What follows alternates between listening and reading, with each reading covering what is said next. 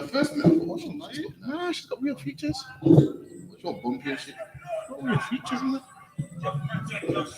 I'll be booking them like Palace, popping on my chalice. True say I'm an addict, 24 cali, don't make me have to grab it.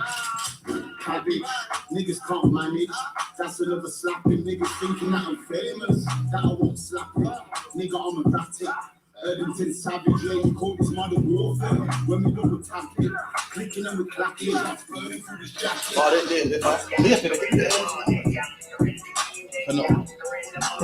Ready out of the ring? Yeah. Yeah, I'm back and I'm attacking. Nah, I ain't capping. Real life rapping, switched it up and got it cracking. Get your vanished from a napkin. Bare nerves racking. Rapping, car jacking. Calling life like sacking. Everybody's in the air now. Got the tracking. 27 bricks, still broke the packing. Pop, passing. Catch you lacking with my cannon. Birmingham assassin, yeah, burning with my passion.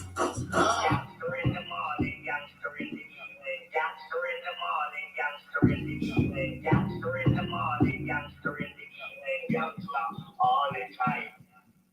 Gangster in the morning, gangster in the evening, gangster in the morning, gangster in the evening, gangster in the morning, gangster in the evening, gangster all the time. Can't walk around the hood, but I'm good round.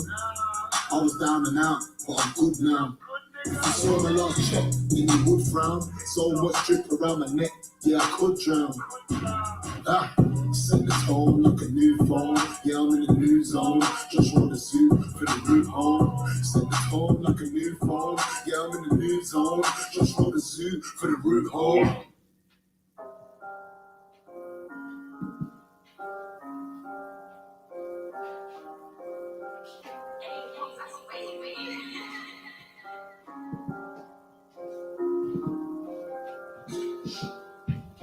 This is the position that the position that it is, you know what I'm saying? Yeah. This is why I say that please, like, we need to start showing that kinship between the baby older.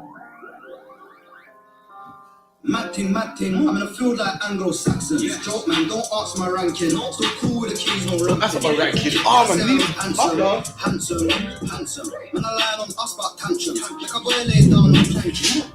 My darling's gorgeous, Becky with a good hair, flawless. Like my bro, madman, torture. Put thunder in your face, scorcher. I ain't ever been robbed, that's awkward. Tech work, left work, extortion. Won't do warnings or caution. Get smoked like Cali imported. Wait. Someone's lying in it. Me, I'm the truth, they mean it. That's forbidden.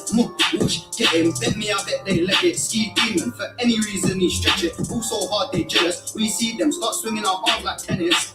If I met fans, then they kill them fed. Yardman ting, popcorn them dead. Hovis, ski love bread. Henny, I'm rolling, Timo meds. Hopping out cars and jump off heads. She love us and them shit jets. The only thing I hate one of them man dead is a Barbie that's rude and dead. What?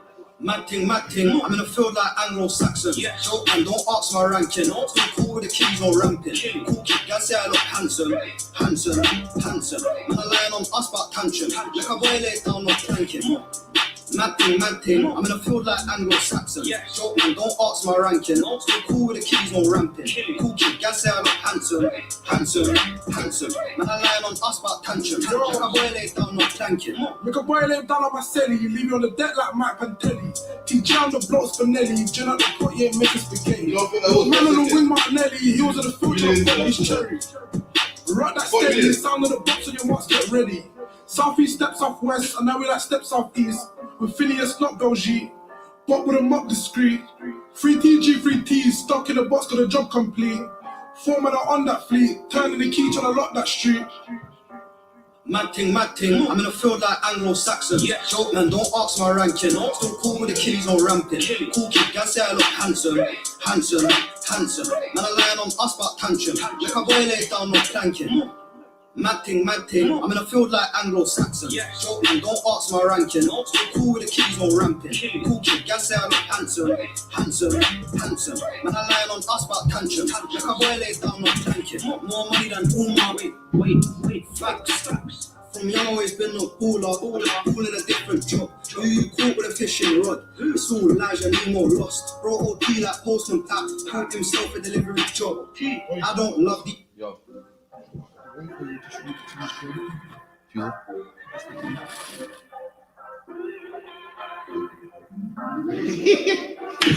Better than your mister. Get caught cheating. I said, there I never kissed her. Low life Avenger. The streets gon' remember. DJ Target, the fans I get extra. They sound like me, so I guess I'm the same. Oh, fuck. I mean, we yeah, easy, man. DJ replay. Bang, bang. Boom. With my GK. Oh, man down. You know what? You feel paid after this? Big stuff. Big kid. You feel paid? You won't go home with him. I said, this is big bro. Think about risky. Dry cry sister. Really got the block up, but they don't get the picture. So I thought, you see the way it drip. You probably missed it. I know You probably I'm stuck up on a block like Spider-Man. My bro's like Iron Man. All in his bag. Now I've got all these fans. Baby got all cause I can. I'm stuck up on a block like Spider-Man. My bro's like Iron Man. Tool in his bag. Now I've got all these fans. Baby got all cause I can. Lowski, I want Broski. Boy get vexed, stream baby mother post with. Blood know she gon' make me outfit. Suck cocky and she want me boss it. She said, oh, you know, look after this. Send me vacation like deep and tournament.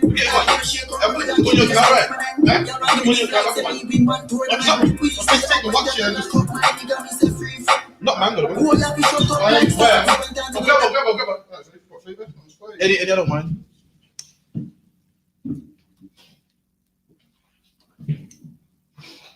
Do me a favor. Put the charge right there. That right here. Oh, no. Leave that. That one there.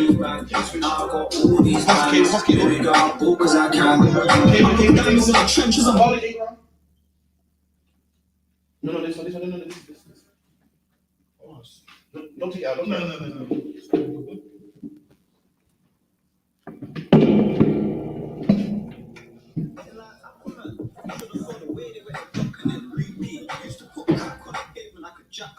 I love my bros, I can't switch. I ain't no Same one in the back. You can hear the way I hop out. Benz I feel like big spraggles. Yeah, I met mad though. Bros too aggro. You can call me bankroll. Hit a lot of bad holes. Shit gets walker, then you gotta send them back home. Where the feds pulled up, I think I had a tap phone. I was stuck up on a block like Spider-Man. My bro is like Iron Man. Tool in his bag, now I got all these bands. Baby got a ball cause I can. I was stuck up on a block like Spider-Man. My bro is like Iron Man. Tool in his bag, now I got all these bands. Baby got a ball cause I can.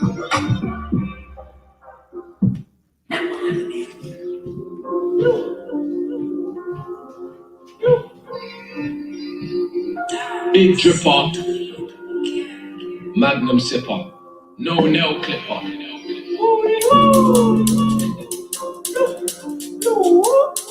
Free Lugavels, the Amy smells. I'm bitch, no, I won't cut my nails.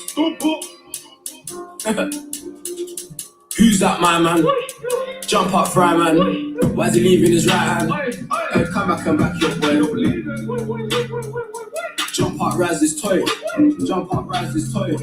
Jump up. Who's that, my man? Jump up, fry man. Why is he leaving his right hand? Hey, come back, your boy, don't leave. Jump up, rise this toy. Jump up, rise this toy. Jump up. Pull up, let it beat.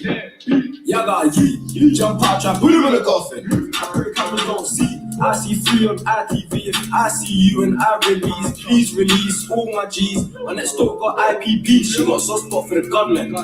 Man, hit that shit from the back when I pull on her tracks, babe. Say West London. Let's have fun there.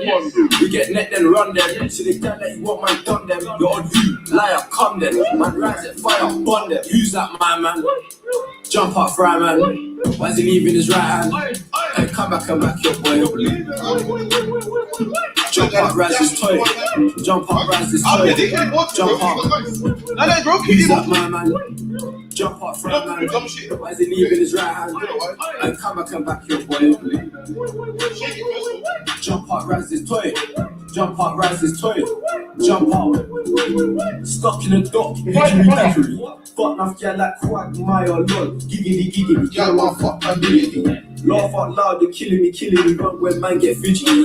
Man, we literally pull up and shower your pussy, typically. She likes the things in life, that's fine, I'll blow them racks, it's minor. As long as she don't switch sides like Chang and freeze up the vagina. Turn his life to a timer, let that thing when it pin it's the primer. And if it ain't unknown T and them, man, I don't like no other now. Who's that my man? Jump up, fry man. Why's he leaving his right hand? Hey, come back, your boy. Come on. We're on the ends again. The 37th episode of On The Ends, man. We got Officer Dumgaba in the building. We got Captain Mashak Mayum ready to join us anytime. You know what I mean? Make sure you listen out for I.S.U.P.K United Kingdom on Facebook, Instagram, Periscope. You know, we got loads of topics. We got classes 4 times a week. 394 Lodge Road, B18 5PW. That's 394 Lodge Road, B18 5PW. Man, we got Monday class, Tuesday class online from London, Officer Shamgar himself. We got Wednesday class by Officer Dungabar, which is the law class. We got Thursday night class, which is scripture breakdown class, man. So make sure you come into all those. You know, we got many classes, man. Make sure you come into all those, log in online, support the truth, give 10% of anything you own, man. Anything you earn, for luck in our own. So like anything you earn, 10% goes to the priests and prophets of the Lord. So it's shuffling a bit. You know what I mean? And that's how you do it, man. Stop giving the church all your money, man. Start, you know what I mean? Start paying the Lord, man, what you owe him. You know what I mean? It's like you don't go by one say anything before we get into it. We've had a hectic week, man. Come on. And it's Friday night, man. This is how you should be spending your Friday nights, man. You should be spending your Friday nights watching On The Ends, man. That's right. Not in the strip club. That's right. Imagine you work all week to go throw it all away in the strip club, man. Trust me, the diamond. Give it to Diamond. Give it to Diamond, man. Where you could be. Go ahead. It's like a diamond got a man. Imagine right, exactly. You're giving your money to Diamond, thinking, oh yeah, she's beautiful, man. And Diamond got a man. Her man don't even say thank you for the money you gave him. It's like a dog about her man's driving around in that Mercedes that you see and say, wow, she brought him that Mercedes with the money that you was throwing at her, man. How about you keep your money, man, and log into On The Ends on Friday? That's right. Where you get real entertainment, man. Come on, man. Righteous entertainment, man. Come on, man. No woman swinging from a pole and all of them. And have you heard the nasty thing about it? They said women make more money when they're ovulating or some nonsense like that. For real. Have you seen that? That's what they said. Seen that podcast with Margs, and he interviews a porn star. Oh man, that shit was disgusting, man. She said that she can have sex with her man. Like after a video shoot, she learned to kind of like separate her mind and her body from her slavery and whatnot, man. If you want to call it slavery, fuck it up. That's disgusting, man. From her home, but yeah, man, we're gonna get into it, man. So right about now, everyone knows England is in lockdown, man. You know what I mean? We got the new strain of COVID, man. England would have spent big money for the vaccine. They're saying the vaccine might not even work. Why? Because there's a new strain of COVID, man, and it's spreading to the point that nowadays, schools are locked off again. Schools are back off now. What else is off? Gyms are closed again. Gyms closed. Ruined them, man. Restaurants closed again. Airports closed again. Thanks to this new strain of COVID, man. You know what I mean? Thanks to the Chinese. Shout out to the Chinese, man. Salakia. And they're putting big measures in place to make sure everybody stays in their house. Now, this MP, who's a MP means member of the parliament, man. This MP who's a member of the parliament, Margaret Ferrier. This woman went out there. She's supposed to be enforcing the law, man. She's one of the reasons why loads of black people got 10 grand fines, man. And what did she do? Travel from London, man. London, the south of England, man. Right to the north of the island, man. Right all the way to Scotland, man. And Lord allowed this bitch gets locked up, man. It's a lucky, man. Once they defend that before we get into it. She needs to be locked up, man. She's the same woman that's in the office telling us, stay in and protect the NHS. You're damaging the NHS. The hospitals are overwhelmed. She's telling us that, man, to make us feel bad. Like, damn, well, we better stay in the house. We're only trying to go to the shop, man. And she's doing that, 2,000-mile round trip? Damn. She done a 2,000-mile round trip, and she's mad at us for only going to the shop, man. She's mad at us. We say, damn, well, we need to get to the school to do class, man. She's mad at us, telling us we can't do it. We live within 2 miles of the school? 2 miles, man. That's right. If that. She traveled 2,000 miles. Imagine how much people she's... And the thing is, we in car as well. So we ain't really dealing with the public. So lucky, obviously, that's a little copy for someone. Margaret Ferrier probably gave me that shit. Well, yeah. She went 2,000 miles, man. Didn't care who she infected. Didn't care who was vulnerable. They're talking about, the older people are vulnerable. She didn't care about that, man, when she was doing that 2,000 round trip. Why? Because she had places to be. That's right. And everybody else gets a fine How much is the fine? I thought it's 10 bags, you know. I think that's for parties. It's £200. £200, but for parties it's 10 bags. Yeah. 10k for a normal. 10k for a party, and 200 for any member of the public. If you're outside your social bubble, they said you can't. The tier 5 said you can't do outside exercise and all that. Oh, sorry. I'm this clipper thing bangs, man. So I told you, man. I told you. Is it a black-owned business or what? I need to know, man. Shit, Clipso bangs. So like, carry on. Sorry. You know what? That's the same thing that I was going to ask. Is it a black-owned business? I think it is. I think it is. This shit pops, man. How much about like £3? It's expensive, but shit. No, it was about 280. Expensive, but it slaps, man. So lucky. Anyone online know about the Clipso drink? Listen, we had to buy a few of them. You know about these Clipsos. Now, I've seen them online, but I didn't really. I saw the price and I thought, nah, can't really mess with that. But yo, you know what? One time I was following fashion and I said, you know what? Let me try it. And I said, I said, I gotta get another one. Like bang still. All right, but so like what basically what we're saying, what this woman is saying basically is these laws don't apply to me. That's what she really thought. It had nothing to do with she didn't know. It had nothing to do with I didn't mean it. What it boiled down to is I'm a member of the parliament, man, and I don't have to keep these laws. That's what they believe, man. So we're gonna get the article real quick and just let you know how far this woman traveled, man, infecting people on a train journey, man. MP Margaret Ferrier faces jail after being charged for traveling from London to Scotland while COVID positive. So this woman knew she was positive, man. Took the test and everything. Took the swab down her nose and then swabbed the back of her throat. Came back positive, man. I said, you know what? I'm going to Scotland, man. I gotta go see my family. Meanwhile, we can't see our family. Right. We can't see our grandparents. Why? Because we don't want to affect the elderly. We don't want to put no strain on the NHS, man. And this woman that's supposed to be upholding the law, look what she's doing, man. She knew she was positive and went all the way to Scotland, man. An MP accused of traveling between London and Scotland by train after testing positive for COVID could face time in prison after she was arrested today and charged. And I pray the Lord she goes to jail, man. I pray she goes to jail. It's not fair. Why should only black people go to jail, man? Why should only black people get fines, man? A lot of people look at her and say, oh, nah, man, come on. She don't deserve jail. She deserves jail, man. How about the stream's messing about? No sweats. Look, it's 1 minute. She said it's not playing the... She can hear, but they can't comment or something. If you can hear me in the chat, give me a 1 or a con. How about yourself? You looking like?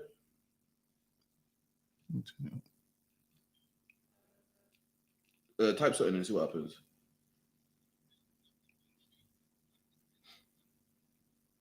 Did that come through? I think that's the Facebook though. So that's Facebook. No, this one was on YouTube.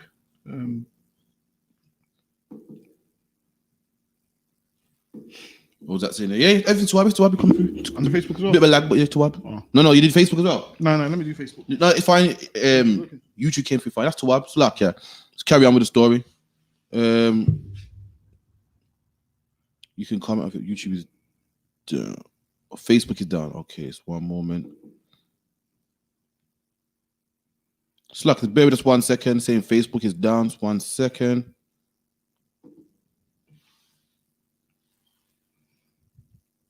Check on Facebook. Facebook should be Tawab.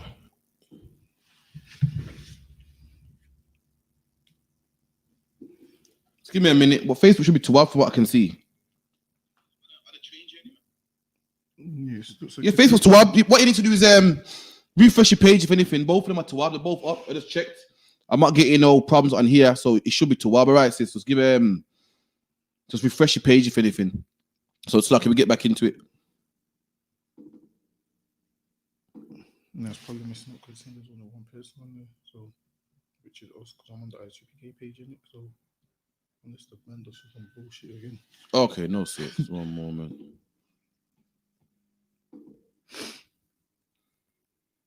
Shall we move it? Put that one on? Yeah, go on then. You might have to. Spare with us 1 second. Should be Tawab. Let me see. Now it goes banned. Look. Your video is blocked and can't be viewed in 248 locations. All right, no sweat. So yeah. Spare with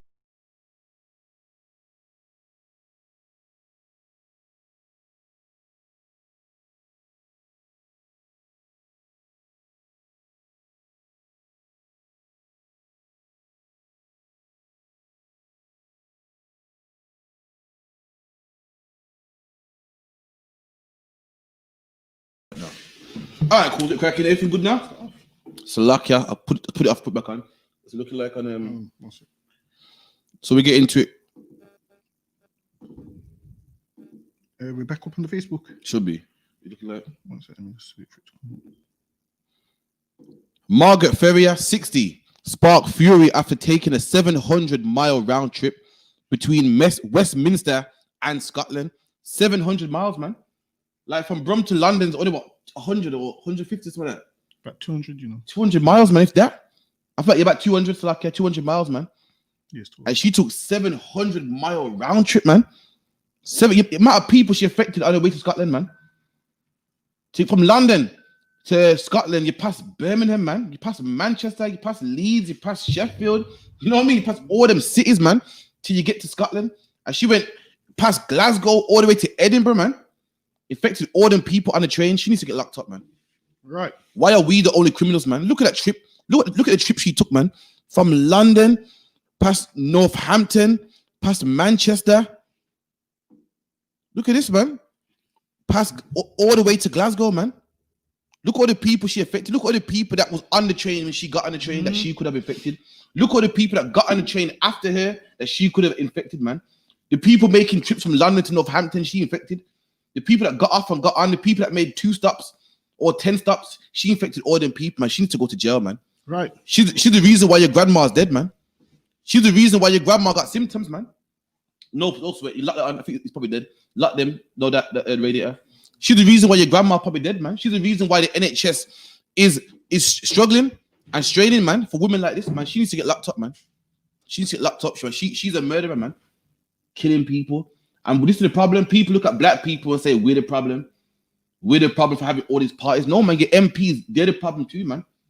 They're the problem too. You can't stay at home. They can't enforce the rules that they can't even keep the rules that they enforce, man.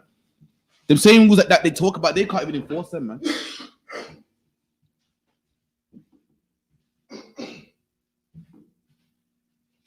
She traveled from London to Glasgow on September the 27th, 2020, following a positive test for COVID. But despite facing a blasting from Nicola Sturgeon, who commanded she quit, Ferrier is now an independent MP for Rufflagen and Hamilton West. You see that? You see, when we're wrong, we're animals and we're beasts, man. When the devils are wrong, they never can admit it, man. Right. They always say, nah, there's a reason why, or I'm going independent. They won't just quit, man. There's always some reason, man. It's like a dumb boy.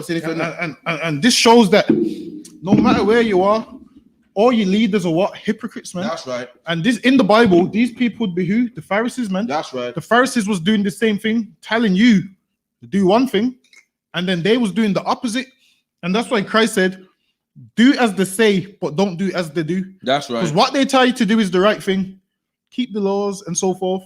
But behind closed doors, they ain't telling you, they ain't doing what they're telling you to do. And this is the thing, man. You don't want to be like them. You don't want to be like this MP, telling one thing but doing the opposite. Now, she just let us know who she was and was like, you know what? I'm going to go out. I'm going to do this. People would see her out and people wouldn't be so shocked about it. But when you're a hypocrite, it's 10 times worse when it comes out, man. Because people's going to be like, hold on, but you was the same person that was telling me not to do this and not to do that. And now all she did was apologize, man. An apology doesn't stop someone from dying of COVID, man. That's right. Shortness of breath, can't breathe, all that stuff there, man. Apology can't do that. It's like, exactly. These people can't breathe for 10 days, man. How long you meant to self-isolate for? 10 days? Can't. So someone's meant to self-isolate for 10 days, man. If someone's got COVID, I'm staying away from them for 14 though. But the government guideline says what, 10? I'm doing 14 though, just to, you know, 4 days either side. So, you know, I don't catch it. But she's a hypocrite, man. And she should go to jail. Like, they make examples out of black people. Like, well, if we send this black person to jail, the rest of them won't do it. Send her to jail so the rest of the MPs don't do it, man. Right. I mean, send her to jail, then the rest of us will stay in the house because we know, all right, we might go jail too if we break the laws. But if she don't go to jail and someone else breaks it, they can just be like, you know what? They can just be like, you know what? She didn't go to jail, so why should I? And if this was in our days where we're ruling over, the Bible says what? No unrighteous judgment, man. Whether you're an MP, whether you're poor, you break one of them laws, you're getting the same punishment. That's but right. In this kingdom, she ain't going to get the same punishment that everybody else is going to get. Her punishment is just going to be a slap on the wrist You're out the public eye for about a month or two until everyone forgets, and then you come back. But with us, the fines is through the roof, man. But, I think personally she should go jail. And if she don't go to jail, listen, I just lost faith in the system, man. Right, exactly. So lucky I'm signing a petition. I'm saying I lost faith in the system, and you know what I mean. So lucky something got to happen, man. So what the hell is our family members doing in jail, man? And the MP is free to walk, free to break these rules, man, and go Tesco and break all these laws now, man. So lucky, it can't be one rule for one and a next rule for another person, man. But again, we're gonna switch gears, man. So again, I'm about to play you a video, man. You know what I mean? I got a thing against rappers that ain't black, man. So lucky, it drives me crazy, man. And I saw something the other day on Instagram that just drove me insane, man. I almost broke my phone. And black man, if this don't piss you off, man, so lucky, man. You know, the Bible says oppression makes a wise man mad. And if this ain't oppression, I don't know what is, man. So here is your favorite rapper, H from Manchester, man. You know, already making money off black people. And the man went out there and bought a house, man. Oh, yes. The man went out there and bought a house, man, on our expense. Imagine that. Imagine me, a black man, bought a house of selling Chinese people Chinese food, man. Chinese people would be furious. And this man is able to buy a house off of talent over stuff that you created. And black man, you can't buy a house over the own rap that you created, man. Where's your house? But this devil gets a house of stealing your music, man. It just don't piss you off. So lucky, man.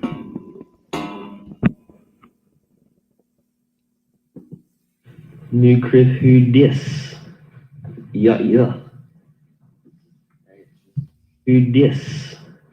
Yeah. Oh, so lucky, man. I damn near broke his laptop as well, man. Imagine that, black man. Imagine you invented rap, man. This is your talent, man. This guy stole it from you and making a killing. Meanwhile, your people invented rap, man, and you're in the council estates, man. You're paying a landlord, man. And some man that stole your culture is able to have his own house and boast about it, man. Talk about my new crib, man. These devils are thieves. The Bible calls him a vagabond and a thief and a fugitive, man. Stealing people's culture, man. It's like Dunga Bar.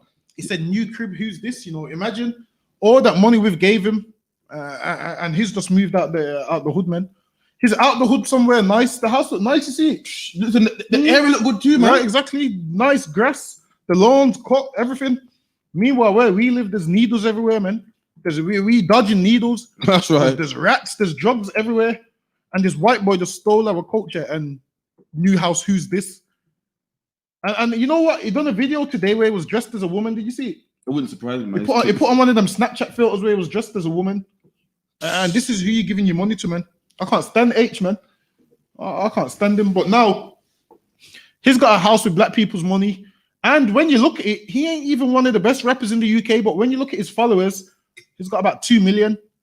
And everybody knows how it goes. People only follow him white because he's white. That's right. And white people can't rap. So when one of them's got a little bit of bars, he becomes like, wow, he's better than the black people that's been doing it for years. That's right. When really, listen to every H verse and it's garbage. What he's rapping about is garbage. And you know something with these... Oh, it's lucky I'll go back there, man. It's gonna drive me crazy, man. But like I was saying, I'm getting to the scripture with the Bible. The Bible calls this man a vagabond, man. In the book of Genesis 4:12, it goes... Talking about the white man, when thou tillest the ground, it shall not henceforth yield unto thee her strength. Talking about when the white man plants food, when the white man does what's it called, agriculture. The ground don't give him its best, man. That's why they got stuff called GMOs and so forth, and they make fake food in the lab and so forth. Because where they come from, it's not fruitful, man. A fugitive and a vagabond thou shalt be in the earth. I just talk about the white man, man. Our oppressor is a fugitive. A fugitive is a man running away from his crimes, man. Running away from his crimes. And guess what? The white man ain't paid for his crimes from slavery. Right. Ain't paid for his crimes from killing the South Africans. Ain't paid for his crimes for killing the Hawaiians. He's running from his crimes, man. Wipes out countries and says, what? Oh, well, you know, that's in the past, man. That's a fugitive right there. And the Bible goes, he's a vagabond, man. A vagabond's a bum. A vagabond's a bum. Somebody that don't live in one place, man. And that's what you tell me, what is white culture, man? White people steal other people's culture. They don't have one. They are vagabonds, man. White people talk about, yeah, Dunlop tires. Dunlop tires is a good British tires, man. Listen, rubber don't come from Britain, man. Right. The rubber tree does not grow in Britain, man. White people talk about, yeah, I love a cup. I love a cup. Go put the kettle on. Listen, tea comes from India, man. How can you call it Great British tea? Yes, Yorkshire tea, man. When tea don't come from Yorkshire, man. The British national dish is what? Vindaloo, man. Curry does not come from England, man. Curry comes from India also, man. All they do is steal people's culture, man, and then tell people to piss off and go home, man. Right. Tell people to piss off and go home. Listen, who loves a curry more than a white man, man? What's the British anthem for football? Vindaloo, man. You ever heard song Vindaloo? No, Vindaloo. Listen, Vindaloo don't come from England, man. Kebab is from Turkey. Ain't no one love kebab more than Edomites, man. Mm-hmm. Ain't no one love kebab more than white people, man. And guess what? Rap music don't come from H, man. Right. H forefathers didn't make rap music, man. Didn't make R&B. Didn't make anything cool, man. They stole it, man. And they are vagabonds. Steal your culture and make money off it, man. They are thieves, man. And that's what you're seeing right here, man. And what these oppressors do, you know what oppressors do as well? When an oppressor takes your culture, they can't just take your culture. They got to show the world that they're actually better than you at your own culture, man. Anyone ever seen that movie 8 Mile? Like, it's not bad enough Eminem being a white rapper, man. He got to show the world that no, not only am I a white rapper, I'm better than you niggas too, man. Right. I can take 3 for you. I can have the crowd screaming my lyrics, man.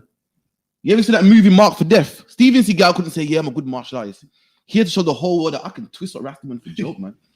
So like, yeah. What's Rastaman's name? Scarface. What's his name? I can't remember, man. I saw a couple uncles on there getting twisted up. Like, I never felt so ashamed in my life. I come from a Rasta background and watched that shit like upset, man.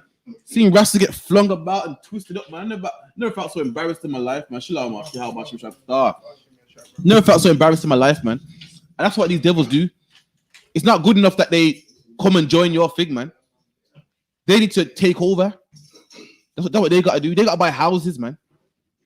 They got to say how I'm better than you at what you do, man.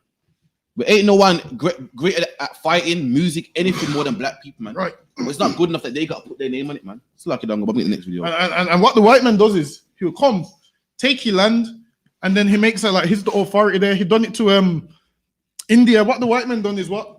He went there, conquered them, and then he split the land in two, separated it between what? India and Pakistan. Because at first it was one land. So now Indians and Pakistanis hate each other now, man. Why? Because the white man done that. What he done is he went there, and then a few years after he basically left and said, all right, then you can do what you want. He split their land in two, and then now they're killing each other till this day, man. That's right. Indians and Pakistanis hate each other. Why? Because the white man went and split the land, and how he split the land is he didn't even do no research. Apparently, they said it took him less than half an hour to decide how he was going to divide up the land. So he's looked at a map, and and also said he looked at our old map as well. We're in a new map. He looked at our old map and said, all right, we're going to split it straight down the middle. And that's what he does, man. Once he leaves your land, he puts things in place which he knows he's going to make you fight with other people. And when he left the Caribbean, what did he do? Made sure he put East Indians and Chinese people there. That's right. So they can be over us. When he left Pakistan, India or whatever you want to call it, what did he do? Put a divide in the middle so they can kill each other. And then he does that. And then he sits back in his armchair like, all these countries is so inhumane, man. Look at them fighting each other. Look at them killing each other. And then he comes back to your land. And then you have to explain to him why you're going to war with this person. That's right. And then he comes and makes it like, here's the authority. We're going to run it like this. Our police are going to be here. Our police are going to... He does it with everything, man. And just imagine the kingdom of heaven is going to be a place where white people ain't ruling nothing, man. That's right. White people ain't splitting our land in two. That's right, with the old maps. Right, with an old map. They ain't going to be governing nothing. They ain't going to be ruling nothing. Right. And everybody that wants to be equal, we can't be equal, you know why? Because when you try to be equal, this is what the white man does to you, man. Right. He has you in slavery, has you at the bottom. You believe, like your whole fight is to be equal. And his whole fight is to stay above you, man. Because in life, two people can't be equal, man. How it works is, in order for you to be filthy rich, someone's got to be filthy poor, man. That's right. Being equal means what? I have to make my own Big Mac in McDonald's, man. I can't be equal because I don't want to make my Big Mac. I want you to make my Big Mac. That's right. Being equal means you're going to say you ain't making my Big Mac, and I'm going to say I ain't making the Big Mac, and we're both going to starve to death, man. But in order for me to eat, we can't be equal, man. You have to be at the bottom, and I have to be at the top. And the white man understands that, and this is why his whole system is designed so not much black people get into university. That's right. Because he knows there's jobs that he wants to reserve for white people. There's police, prison cells that he wants to reserve for you. So all of us trying to get along, it's just not going to work, man. So in the kingdom of heaven, we're going to do the same thing, man. The white man's going to apply for something. Can I have this loan to buy this? We're gonna say no, you can't have this loan to buy this. Go work for it, man. So gonna say go work, go pick some cotton, do this. We're gonna treat them how they've treated us, and the Lord said reward unto them double, man. That's right. Like us giving them all our love, and look where it's got us, man. We've pulled our heart out our chest and gone to him like this. And guess what? The next day, you still wake up in Hamsworth, man. That's right. Still wake up in Aston. Still wake up in Peckham. Still get killed by the police. It's about time what we give our heart to our own people, man. That's right. Give our heart to our own people, man, and support black businesses. Let me get this in there. Support black businesses. Support black businesses and buy these soaps, man. What's this? What's the flavor of this one? Lavender. Lavender. Buy this lavender, man. This smells good, man. It's better than Dove. It's better than Imperial Leather. What's the next soap? It's better than what's the other soap? That horrible soap that our parents used to buy. Dettol, was it Dettol? Yeah. Dettol. Dettol's what's it called? Nah, the Dettol soap as well. Did you see the Dettol soap? There's a Dettol soap as well. Buy this, man. It's good for your skin. Let me get my promo in. It's good for your skin. and this, you see this? You get this. And where's the face wash one? Have we got the face wash one? No, that's the one. This one. Yeah. You wash your face with this, man. You won't need to put filters on your pictures. Oh, come on. You won't need to put filters on your pictures, man. Come on. You wash your face with this. You won't need a filter, man. That's right. We see your pictures with all them filters, all them stars around your head. We see it, man. And guess what? You wouldn't need to have them stars around your head if you wash your face with this, man. You get real stars around your head. You have good skin.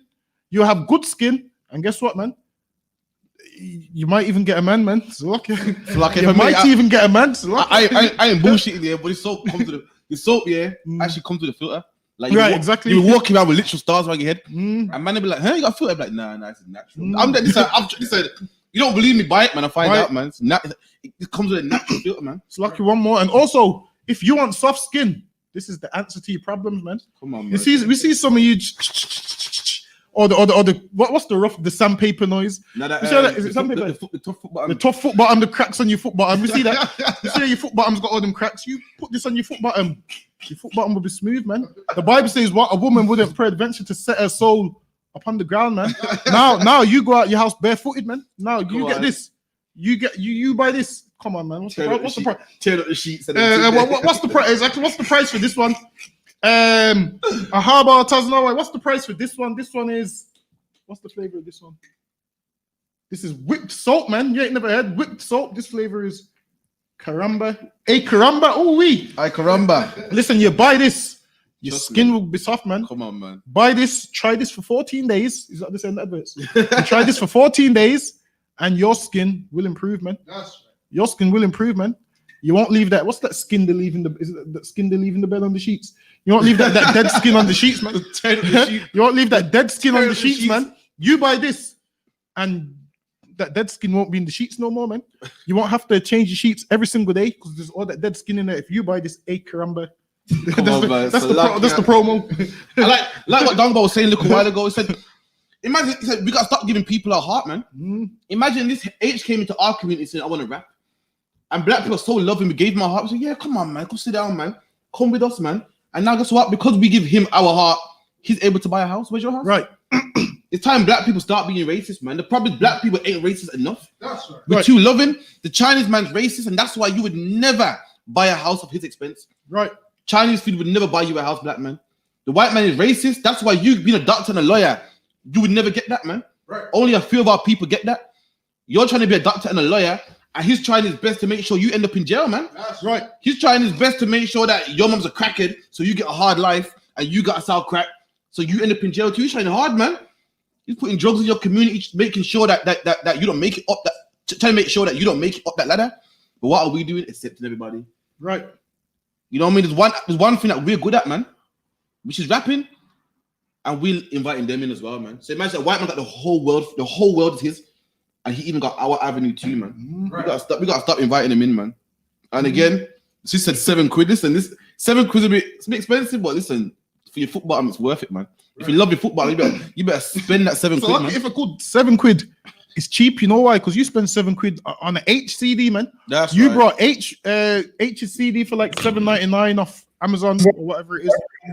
Whereas this, you see this whipped cream right here. So you have Yeah, I was some Shabbat. What's going on, Akim? Today ourselves talking about white rappers and stuff. You know what I mean? The white rapper H bought a new house for black people expense. It's like as a move the camera back a bit. So this, you buy this right here, man. This will give you soft skin, man. You spend money on £1,000 jackets, and you don't want to spend £7 on skincare. This one make your skin nice and soft. Make your man want to cuddle up with you during snowing, right? During these snowing times, man. Minus 10. You buy this, you this 8 caramba, man. Your man will want to cuddle up with you, man, and realize you're nice and soft. But if you want to be all hard and tough, then we'll buy this for our ribs, Salakia.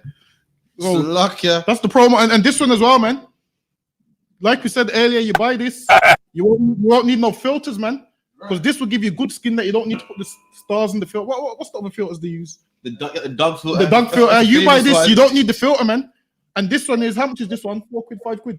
Something like that. This one's 4 quid, 5 quid. We also do shipping to Tahar, Mind and Body. Also, Costly Array. Also, what else? The food drive also, man. You want to explain the food drive to them? Well, the food drive, just contact this number 079 607 46784, 079 607 46784. And again, contact myself and we'll get you hooked up with some free food, man, for Black, Hispanic, Native Indian, man. So like I said, your internet's a bit choppy, sir. Okay, yeah, that what I'm working on, man. That was keeping my back. Man. So like no, so a sister said 7 quid is nothing for amazing quality, which is true, man. Right, and this is amazing quality, man. Get me quarters. Listen, you see our skin looking good and whatnot. This is what we use, man. This is what we use, man. You see our skin looking good, and we don't need no filters and whatnot. Right. So get involved, man. How we looking now? How we looking now? Is it still choppy?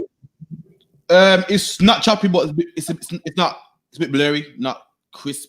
But you're coming in on proper time though. It's not Robotronic kind of. It ain't okay. So it's just the video. The audio is fine for now. Audio's fine. You're coming in on real time. Just it's kind of blurry. Probably. Okay, I think I have some stuff open here. I'm hoping it finishes up. Anyway, it's 2 hours. Let's see what we can do in the meantime. If it started to get real slow and blurry, then I might probably jump out and then jump back in. So, as we're on white rappers, Snoop Dogg made a comment, man, about Eminem the other day, and Eminem was so upset, man. You hear him crying. He's like, I can't believe you could say that, man. We're in the same team, man. And so, like, listen, for once, somebody said, you know what? Fuck the team, man. I'm saying what's right, man. I love that, man. Snoop Dogg is in my good books for now, anyway. Until he says something else. Right back now, I pretty like Snoop Dogg, man. Snoop Dogg was right what he said about Gayle. Snoop Dogg is right what he's saying about white rappers, man. I'm gonna play it to you right now, make you hear it, man. I couldn't believe Snoop Dogg saying this. Never been so happy in my life, man. So lucky. Yeah. So Snoop Dogg was on the Breakfast Show. Salaki, how about checking many spirit? Yeah, how smart about me? How shy? Salaki. When my man, I come in and I say shalom to the brothers, I say shalom to the sisters. All right, I got you. I hear you. I hear you loud and clear, sis. Don't sweat. Some subtle checking. Easy, smooth. All right, yeah, go ahead. The Great White Hope. White rappers had zero respect in rap. Let's keep that 1,000. None. He has probably put Eminem in a position where he could be labeled as one of the top 10 rappers ever. I don't think so. But the game feels like he's top 10 lyricists and all that comes with it. But that's just because he's with Dr. Dre, and Dr. Dre helped him find the best Eminem that he could find. See, I feel like people like you, Snoop, keep people honest. Because I respect Eminem. And I can see why people would have him in his top 10, top 5. I personally don't. You've been around a long time. Why don't you have him in your top 10? Because there's some niggas in the 80s that he can't fuck with. That's right. Like Rakim. Yes, sir. Big Daddy Kane. Yes, sir. Like KRS-One, like LL Cool J. Right. Shall I go on? I love it. Yeah. Like I.S.U.P.K. You understand me? I ain't got no time to play with it. It is what it is. It's like, Cuz did that. He did that to the fullest. That's one of my teammates. That's one of my brothers. He did that. But when you talking about this hip hop shit that I can't live without, I can live without that. Oh, I fucked that. That was fucked up, Salakia. That was cold. But let's give him a hand. Just the time. We could all live without raisins in the damn potato salad, right? Even though I've had it before. Yeah, I mean, we listen. We could all live without. Give me some more things. We could all, without pumpkin spice coffee. We could all live without that. Yeah, I mean, we could all live without seeing Boris bad haircuts every morning. That's right. Yeah, I mean, we could all live without that. Yeah, I mean, we could all live without the damn puppy, the little puppy flower for what is this, Memorial Day? Remembrance Day, so like it's a Remembrance Day and all that shit. We could all live without that. In other words, Snoop is saying we'll be just fine without the Great White Hope. And you know what is right? We'll be okay with Hi, my name is. We'll be okay with raps of a man talking about he killed his mom. We'll be okay, man. We got music that we can dance to. And what Snoop said was so deep because people don't understand that what Eminem and the white rappers are doing is actually disrespectful, man. You know what I mean? Snoop said that this rap shit predates him. There's brothers out there that built this thing, man, like LL Cool J, Rakim, all these brothers here, man. And this white man just pops up and everybody must worship him, man. What is it that I could have said better myself, man? It was spot on. He said, listen, the brothers that predate him that are way better than him. He's in no one's he should be in no one's top 10, man. Right. And what hurts me the most is that not only do these white rappers join the game, they make movies where they're killing all the niggas in the game, man. Showing them how look. Not only am I a good rapper, but look, in a rap battle, I kill all these brothers, man. See, the black people talk a good game, but really, when it comes down to it, you know, they ain't really nothing, man. And that's what disrespectful with these heathens, man. It's like it's a... No, you're right, Doc. I mean, I've never... once I found out, you know, more about hip-hop, because I remember being young, seeing, hearing Eminem in Trinidad. And at the time, growing up in Trinidad, my personal experience, I wasn't exposed to too much of the direct hip hop. Like everything that we heard was what came out of New York, right? Because that's where the DJs would go practice. That's where the DJs get their influence from. You know what I mean? So you know we used to certain people, New York, and then you know Snoop Dogg coming out also on the West Coast. You had your Tupac, your Biggie, you know your Wu-Tang. So when Eminem came out, I couldn't tell the difference because his album cover didn't have his face. And of course, back then, we didn't even have cable TV. You know what I mean? So we relying on whatever they choose to show us from the outside. It was one station in the whole country. Yeah, I mean, we grew up different. We learned to watch whatever's on fucking TV. You know what I mean? So later on, when I found out he was white, I was like, you know, it's the same. You know, I had older siblings and friends who would explain music to me. And explain the lyrics because I always want to know what the fuck they're saying. Because you know, as a kid, you just mumbling something with the beat. You ain't really saying the lyrics, so I would always want to know what they're saying. And you know, is after when they do the thing with Eminem, that first album, I didn't see his face on it or nothing like that. But it says damn near they did the same thing what they did with Madonna. When Madonna first came out, they didn't let the world know she was white. Because at the time, the style of music, Madonna was not the style of music, but the sound. Madonna had what they described at that time was a very soulful sound, and it could pass for black. So now, because she sounded like she could be black, her first album, I don't think they put her face on it. They didn't market it. They didn't push her image as being black until, you know, she started being white. Until she started to get a following. Because at that time, that song she had, she would not been accepted if we knew she was white. That's right. You know what I mean? So it's definitely infiltrating the music. I always talk about what's them fool's name? Beastie Boys. You know who Beastie Boys is? I don't want to call some 80s to 90s rappers. Like I feel like 3 white boys and shit like that. Yeah, 3 Jewish boys. 3 Jewish boys, I guarantee you that they probably had ties with the record companies and the management of that time, and they worked it out where they would open for Run DMC, who was the biggest rap, entertainment on the planet at the time. They was the front line. You know what I mean? So how the hell you being these white boys with this annoying, sound opening for Beastie Boys for Run DMC? There's so many other rappers that could do it, and they came in and they was able to make money even up till this day. they have a few songs that people consider hits, and they are mentioned in the Hip Hop Hall of Fame damn near from back then. You know what I mean? You know, a lot of people, a lot of authentic fans don't respect them, but their name comes up, just like Eminem. You know what I mean? So Snoop was right to do that. He's the only one who I ever heard speak against Eminem, ever. And Slucky, what makes it worse that Snoop and Eminem are in the same camp, man. Snoop's cool with Dre, Eminem's cool with Dre, and he still said that shit. You know, a lot of brothers will be scared to say, or, you know, I know brothers that say Eminem's one of their top 10, man. You know what I mean? So it made me kind of happy when Snoop said that shit, man. So lucky. Yeah, so lucky said also when Snoop said Eminem's only up there because of Dr. Dre, it makes sense because the other day I was reading an article, and this article was about Justin Timberlake, and it said that all of those hits that Justin Timberlake had when he was dropping hit after hit after hit, originally those hits was for Michael Jackson, but Pharrell gave them to Justin Timberlake, and then that's why his first album had all them classics on there, and then afterwards Pharrell said, I'm not making no more music for Justin Timberlake, and then now you don't hear about Justin Timberlake no more.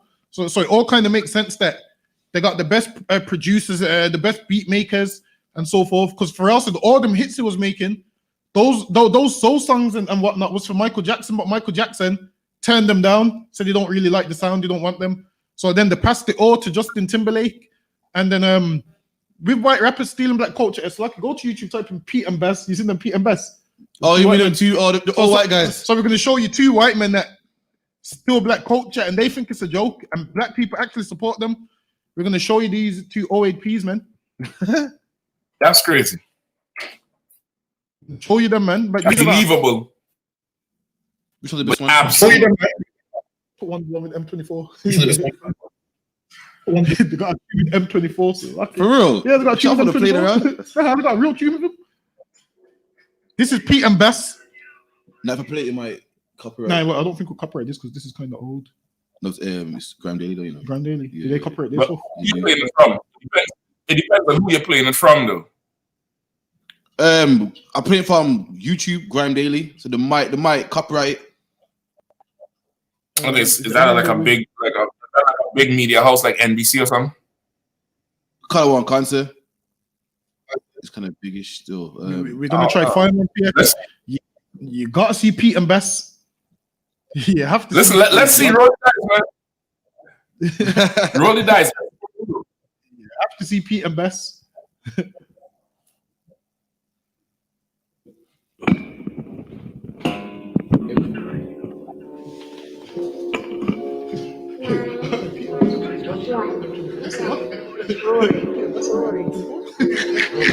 Yeah, you know me, son, you know my face, you know my name. I came from nothing, then the witch got custom plates. The best got sold, bought and paid. Still living on the old estate, acting like low to avoid them dates. Still living on the old estate, even though it's hot. Yes, not for the ops. No, I'm talking of fucking cops. Local shops, I did it all bait at the local shops. Made bricks with a thing on my waist. Yes. Well, you know about a local pop. Well, you know, are you with it or not? Are you with it? I did it, get it, I'm off. And the check can pop off Charlie. Now I'm in a booth like Charlie Slop. We're in a booth. I got my rollie on till I can't eat. She get me sloppy slops, she a naughty fuck. When I let that bang it in a party pop. Yeah, they know my face, they know my name, they know my spot. Yeah, they know where we hang, but they don't sell bullet. Why? They don't know what's good for their health. They don't want to end up lost. I've got to stay working, cause I don't want to end up lost. The packs got sold, then I got more than paid. Jug and post the L, you know I got more than paid. High as fuck, shave, swing it, tryna ching it. Approach with caution, how you might just end up swimming. The old boy's winning, he's been living, I might be spinning. Grab the wheel and the axle spinning, I've been in this game from the airline spinning. Careless drillings, blood to the but the drink is spinning. Pouring a pint on a Friday night, looking at high school villains. But we ain't trying to buy in the UK side, but it's fine. I've got to dodge no bullet. Fast forward to the last one. And these is OAPs, man. The old age pensioners, man. Now making money off black people. Even though it's kind of a spoof, but they're still making money off black people, nonetheless, man. Like this said clearly, a mocking thing. You know what I mean? That's crazy. And these white men from London? Come on, concert. They're going for that pub image type thing. You know what I mean? And they're doing numbers as well. So lucky. Big numbers. Like people like even M24 done a song with them, which is letting you know he could have done a song with an upcoming black rapper that needs the exposure. He's done this song with Pete and Bass, man. And these white men, they got a big following. Like the rap about stabbing, how they used to stab people in the pub, and all of those kind of things. And apparently people, it's like go ahead. A lot of people say that they start listening to them because it's funny. Then they say that they get drawn in, and they say that these are better than 90% of the rappers today. Nah. Bullshit. That is bullshit. Pete and Barry, you know. So wait, who's the guy in the middle singing with him? That was M24. Like M24 likes him that much. He thought, fuck it, I'm doing a song with him. That is ridiculous. That's crazy, man. We're gonna get into the whole Capitol building, the writing, you know what I mean, all that stuff. We're gonna get there as well. Bear with us. But we're gonna change gears. So there's a brother by the name of Sarah, you know what I mean? You see him in Speaker's Corner and so forth, and he got his own show. So on his show, he invited Tommy Robinson to his show. And he was telling Tommy Robinson that white people are always attacking black people. So Tommy Robinson defended himself with, well, black people ain't the only people that's been racially attacked. And Tommy Robinson brings out his information and so forth, how other people in England has been attacked. So we're gonna, this is where we're at right now.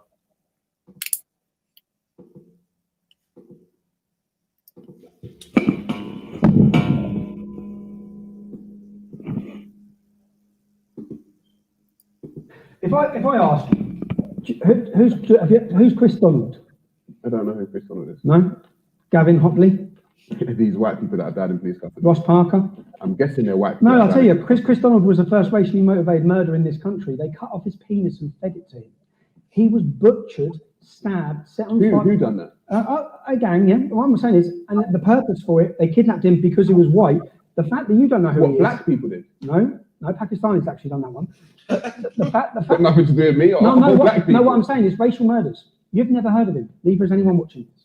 Okay, show me a bunch of black people killing a white guy. You've never heard of any of them. Show me a bunch of black people killing a white guy. I'm not saying there's a bunch of black people. Show me a bunch of white people killing a black guy. The LAPD. Yeah, but we're on about. See, my point is, I'm on about in England, and you know, many people in our country, I know people have been victims of racism. I know. Pause right there. The murder. Pause right there. Like, okay, and this is why. Okay, this show your classes. Every time y'all get in front of a camera, like there's certain brothers you cannot let their story die. Like, okay, Tom, and this Sarah guy, he trying to push back on the right tip in this context here. I'm not saying he's all the way right and following, but in this context here, he trying to push back on Tommy Morrison, a known racist, a known provocateur of racism and racial violence. You get the point? Like damn, like Tommy Morrison could do to England what Trump did to America yesterday, right? It was yesterday. Wednesday, Salakia. Wednesday, right? So he asked him. He said, are they black? He's like, no, they're actually black. He said, so show me a group of black people who do that to white people. He's like, well, white people don't do it. He's like, well, name me one. One group of white people that do it. Sarah jumped to the LAPD, and this is why the UPK is so important. The LAPD does do it, but now when you say that, you open the door for Tommy to say, well, that's white people over there. That's right. They're different. They're a different type of race. Over here, we don't do that. So you have to remember Mark Duggan. You have to remember Rashawn Charles. I always forget the brother name what's his name? Stephen Lawrence. That's the brother that bust up who the two devils got out and beat to death and stabbed to death. That's right. So kind of one kind. Back in the 80s or something. Kind of one kind, sir. Right. Don't forget the Brixton police that was beating everybody in them Brixton riots. South London police. Don't forget that the Metro Police of England that beats brothers daily. Drive them all the way out. Listen now, Mauquad, big up Captain Mauquad. Mauquad talking to Mauquad recently. Mauquad talking to man. Big up that big priest, man. Big priest, a brother in this truth, man. And he put him on to a show called Small Acts. I think you all probably know about it. I don't know if you all know about it. It's on Netflix. Man, y'all need to check that damn thing out, man. Small Acts is a series. It's a Netflix series. I think the producer or the director is Steve McQueen, who is a brother. It's based on each episode. Now, the episodes are very long. It's like an hour and a half long. That's each episode. So it's like a short movie you're watching each episode. And each episode is showing you Benjamin's life in England in different communities, different aspects, different cities. But every episode is a true story. Every single episode is a true story about, you know, I think the first episode is this brother from Trinidad who had a restaurant called the Mangrove somewhere in London. And these Irish cops would always run in there and wreck the place and say he's selling drugs and all kind of shit. And they end up having a riot. And they arrest him and some of his friends, saying that how he incited the riot and tried to kill cops. And they're showing you what what they went through, all the beatings and all the little dumb shit the cops was doing that the courts wasn't, paying attention to, all the way up to the end of the verdict. You know what I mean? And they go on. It had different, and it's true stories. The last one I watched was this brother who grew up in foster care. This white woman beating him in his head every goddamn day. And the brother grew up so mentally messed up until he kind of get like emancipated, and now he comes to Brixton and meets with brothers on the street, and they had to teach him how to walk and talk because he's talking like a white man. You understand? And brother, the show is so 100. Anybody hating on that show is just they don't like being black. It might shame some people who are shallow and Christian, but it's an excellent watch. I advise you to check it out. There's a show called Small Acts on Netflix. It may not be on Netflix in UK, but it's important to remember the tragedies that happen in UK. That's right. You understand? It's easy to jump to the tragedies that happen in America because it gets more media attention. But there's absolute grotesque violations that happen in the UK. That's right. That seems to just go, unmentioned. You get the point? It seems to go unmentioned, and it kind of like it left this brother wanting here because he couldn't call somebody in the UK. And that's why Tommy Morrison is saying, yeah, well, you on about America. You know what I mean? The brother ain't saying nothing wrong.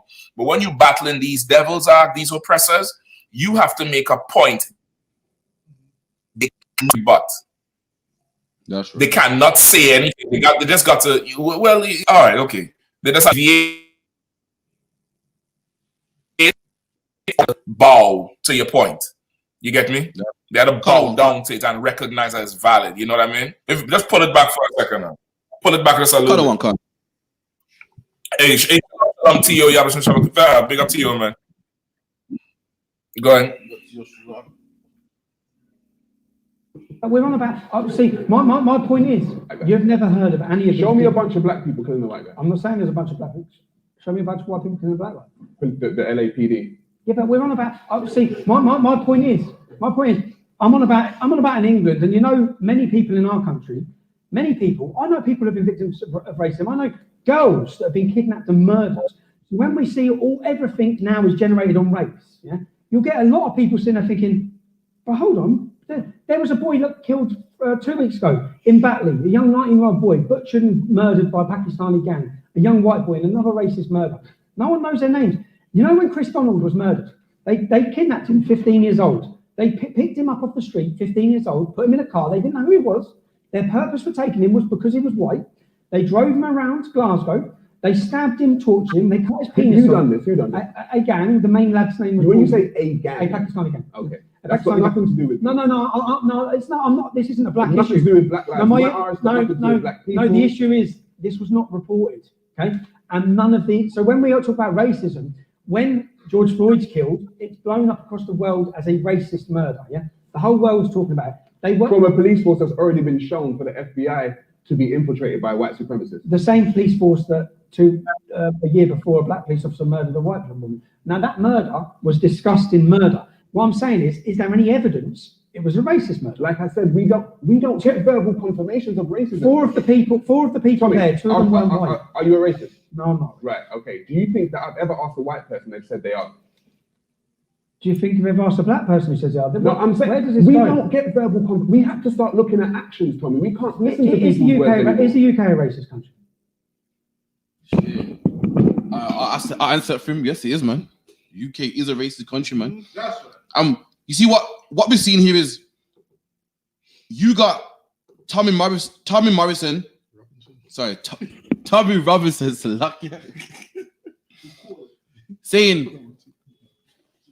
is black people racist against whites? And this is the answer. No, we're not, man. Do you notice? The man said it was Pakistani gangs that did this. You know why? Because black people have never slaughtered white people ever, man. Look at history. Black people have never killed white people by the hundreds of thousands ever, man. But they did it to us. Black policemen, it's done. Black policemen have never gone out there and harassed white people ever, man. So you putting up Pakistanis, and that's their beef, nothing to do with us. Got nothing to do with us.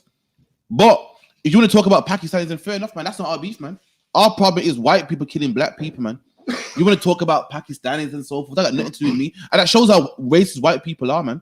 Imagine I'm talking to you how black people suffer, and you're saying, "Well, a white guy died here." What's that got to do with me, man? Got nothing to do with. As Sarah said, man, black people have never massacred white people by the thousands. Look at any history book; we've never done that. Instead, what we've done was join your church, man. Worship your God, man. Come to your country, fight in your army. We've never done that to you, man. So you pulling some incidents of a white guy getting killed, man, by Pakistanis got nothing to do with us, man. So like I said, you back there. Yeah, Salaki about that, brother. So, like Tommy Morrison is fishing so bad. Like you could see him just fishing for, a way out to not be that one who is he has shoulder the blame. You know what I mean? And even if there is no evidence of white racism directed towards black people in England, white history, everything they did was because they were white, and whoever they did it to was because they were not white. That's right. You understand? So he ain't got a leg to stand on. What is he talking about? That's right. You know what I mean? What is he talking about? He belongs to the biggest organization of criminals and murderers and thieves there is in the history of the earth, and there's no way around it. And once again, if you're not in the truth, you can't properly charge the devil. That's right. Yeah, because you don't even know you're talking to the devil. You know what I mean? We saw that as well. The brother wasn't quick, man. Many black people died by the hands of white people in England, and the brother just weren't quick enough, man. He talked about the LAPD, and the brother in the audience, man, that was scorning him like, come on, man. And again, so the debate goes further. So in the debate, a brother from the audience got up and spoke. I damn near had to cry, man, when I saw what the brother said. And I think the last clip you played of this Sarah dude, or a couple clips before in some episodes we did, he was talking like, roadmen and streetmen was a disgrace to black people and stuff like that. Do you remember something like that? Colin one can. You said like road. You said something about roadmen, but you don't own the block. That's and the one. Yeah, what I'm doing is I own the block. You don't own nothing, and blah blah blah blah blah. So he in himself already have a hatred for black people. Tommy have a hatred for black people. A house divided can't stand. Like y'all believe the same thing. That's right.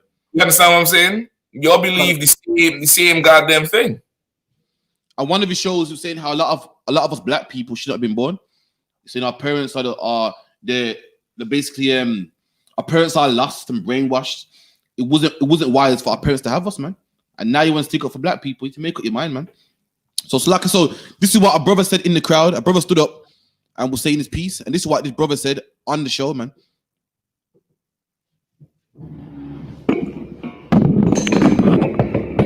Okay. I am a black British nationalist. I'm proud of my country. Mm-hmm. So would you now say, because now you know that I'm one of the people who went to support the statues because it's my country. Mm-hmm. In the rant, I saw nothing wrong because he said our statues, our this. Believing for me, when I've seen it, it means ours as British, no matter where you No matter what colour. no matter what colour, what sexual orientation, whatever. You're British, they're going to destroy something, a bit like what IS did when they went to take over the Arab lands. They took down the statues. So that's the first bit. So when I heard that, I had a totally different reaction. But I'm a black British nationalist. But would you say that my life doesn't matter so much now? What do you mean? No, of course your life matters. What do you mean? What do you mean? Because do I think that your life doesn't matter so much? because now I'm a black British. You said about nationalism. Try and cap that line. So like the brother goes off into something else. But for everyone listening, did you what the brother said? If you could play it back one more time, just so it's clear, just play it back one more. Cut the one, concert.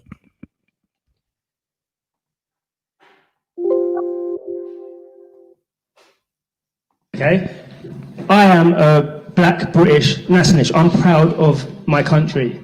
So would you now say, because now you know that I'm one of the people who went to support the statues because it's my country. In the rant, I saw nothing wrong because he said our statues, our this. Believing for me, when I've seen it, it means ours as British, no matter where you No matter what colour. no matter what colour, what sexual orientation, whatever. You're British, they're going to destroy something, a bit like what IS did when they went to take over the Arab lands. They took down the statues. So that's the first bit. So when I heard that, I had a totally different reaction. But I'm a black British nationalist. But would you say that my life doesn't matter? So it's like the brother goes to something else. Yeah, let me hear what he's saying. Somebody's life not mattering. So much now. What do you mean? No, of course your life matters. What do you mean? What do you mean? Because do I think that your life doesn't matter so because much? now I'm a black British. You said about nationalism. Try and cap that line, or saying you're a white nationalist, you're a black nationalist. You know? Yeah, but like I don't wish to do anything to people's lives. So, like your life matters, bro. Black Lives Matter, as the organisation, wouldn't support me for that reason. Black Lives Matter. Yeah. Wouldn't support you. Yeah. Because you are because black I'm British. Proud black British. Well, I'm not Black Lives Matter, bro. Well, would you say because you're a black nationalist as well? That's what I'm saying. You're black. Boy, our people in hell are. His brother said basically that he went.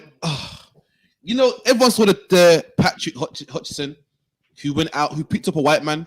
They went out. The black people went out to pull down statues of racist slave owners, and white people went out there to stop black people from doing that. And this black man said that, well, they're our statues, man. I was out there too. I was trying to stop them from breaking out our statue. It got nothing to do with color. I'm British. I'm a black man, but I'm British, and these are our statues, man. Edward Colston, you consider him your statue? I don't know how to explain this one. I don't know what to say. I don't know what angle. I don't know what to say. You ever been hit by someone saying something so crazy you don't know how to attack it? His brother said that Edward Colston was a white man that enslaved black people, man, raped black women and so forth, man. Right. Hey, his statue is our statue. It's ours. I don't know what to say. It's a luck, yeah. I mean, it's really simple. It's just he's just a slave. That's all it is. He's a slave. He's a homeborn slave. You can give me that Jeremiah 2:4, right? 2:14 or 2:4. One of the two. Just give me that real quick, because okay, he says it. He says he sees himself as a British nationalist. You know what I mean? That's what he said. He says he sees himself as a British nationalist. Hold on.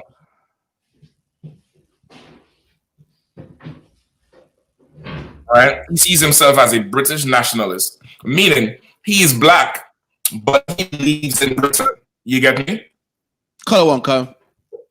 So, being that that's the case, he is not for or against anything that would degrade England. You understand? Like, that's where his mind is at. He is all for the welfare of the plantation. And he's trying now to ask the Sarah dude if because he's black and also supports white interests, does that mean Black Lives Matter is going to hate him, that his life doesn't matter? And of course, Sarah is saying, well, all lives matter. That's what he almost said. He almost was to say, yeah, no, I don't want to do nothing to nobody's life. All life matters. And that's what he was, that's what he was coming to say, because he's black, but he's a MAGA, Make America Great Again. He's a, what's Tommy Morrison people? Britain First? Yeah, BNP. The BNP. No, BNP. EDL. He's EDL. Then you had the other broad from Britain First. You know what I mean? Like they all, he's saying he could identify with them, but really he's just a homeborn slave. You know what I mean? Go ahead. Jeremiah 2:14. Is Israel a servant? Mm-hmm. Is he a homeborn slave? Right. Go ahead. Why is he spoiled? Right. Is Israel a servant? Is he a homeborn slave? Why is he spoiled? You understand? Why is he spoiled? Like you just said it. You looking at the brother there and you like, man, I could have cried, because in your mind, this guy is destroyed. He's spoiled. Like, he go ahead. I don't know what to say. When someone says something so crazy, I don't know what to say. I don't know how to attack the situation. Crazy shit that he's saying, because it's like, he's saying it because he's spoiled. And because he's a homeborn slave. You all know the difference between a homeborn slave and a slave that was not born home? Color one concert. A homeborn break it down. A slave was someone. A regular slave was taken from his homeland, so he knows how it was when times were good. A homeborn slave was born into slavery, and he thinks, this is how it is. Everything's cool this way. This is how life is. I'm meant to be a slave, meant to be on the plantation, and everything's cool. That's all he knows. That's all he knows, Zach. And that's life. You understand? You think a dog walks around and say, damn, man, if I had a Benz, I'd be the nigga. I'd be the top dog. A dog don't know nothing about driving no car. All he knows is to piss on hydrants and sniff other dogs' tail. You know what I mean? That's all he knows. So he don't understand nothing different. And that's why he does what he does. No matter what he do to a dog's going to be a dog. So now a homeborn slave is a slave that was born on the plantation, got fed there, saw massa, played on the plantation. Imagine that. like you being a grown man or a woman came there in shackles and got beaten and raped and whatever and was forced to work in the field. This child may have gotten to play on the plantation. You get me? May have played with, the slave master's kids. If you want to call that playing, whatever they had them doing, but their life is not the same. So because of it, they grow up loving the goddamn plantation. You know what I mean? Loving it and not seeing, this is home. Why you want to tear this down? This is ours. This is mine. How is we doing today, boss? Is we sick? And that's what he's saying, because really he's a full out slave. That's right. Doesn't know he's a slave. You understand? Just think he's normal. Damn. When I saw that, I was like, yo, that's probably someone's father, man. That's probably someone's uncle or someone like that. He probably a leader to black people somewhere, man. Mm-hmm. I.S.U.P.K. is needed, man. I thought Patrick Hutchinson was enough. For anyone that don't know who Patrick Hutchinson is, I'll refresh your memory real quick, man. Let me see if I still got him here. Patrick! Hutchinson right there, man. This is what happened in the riots.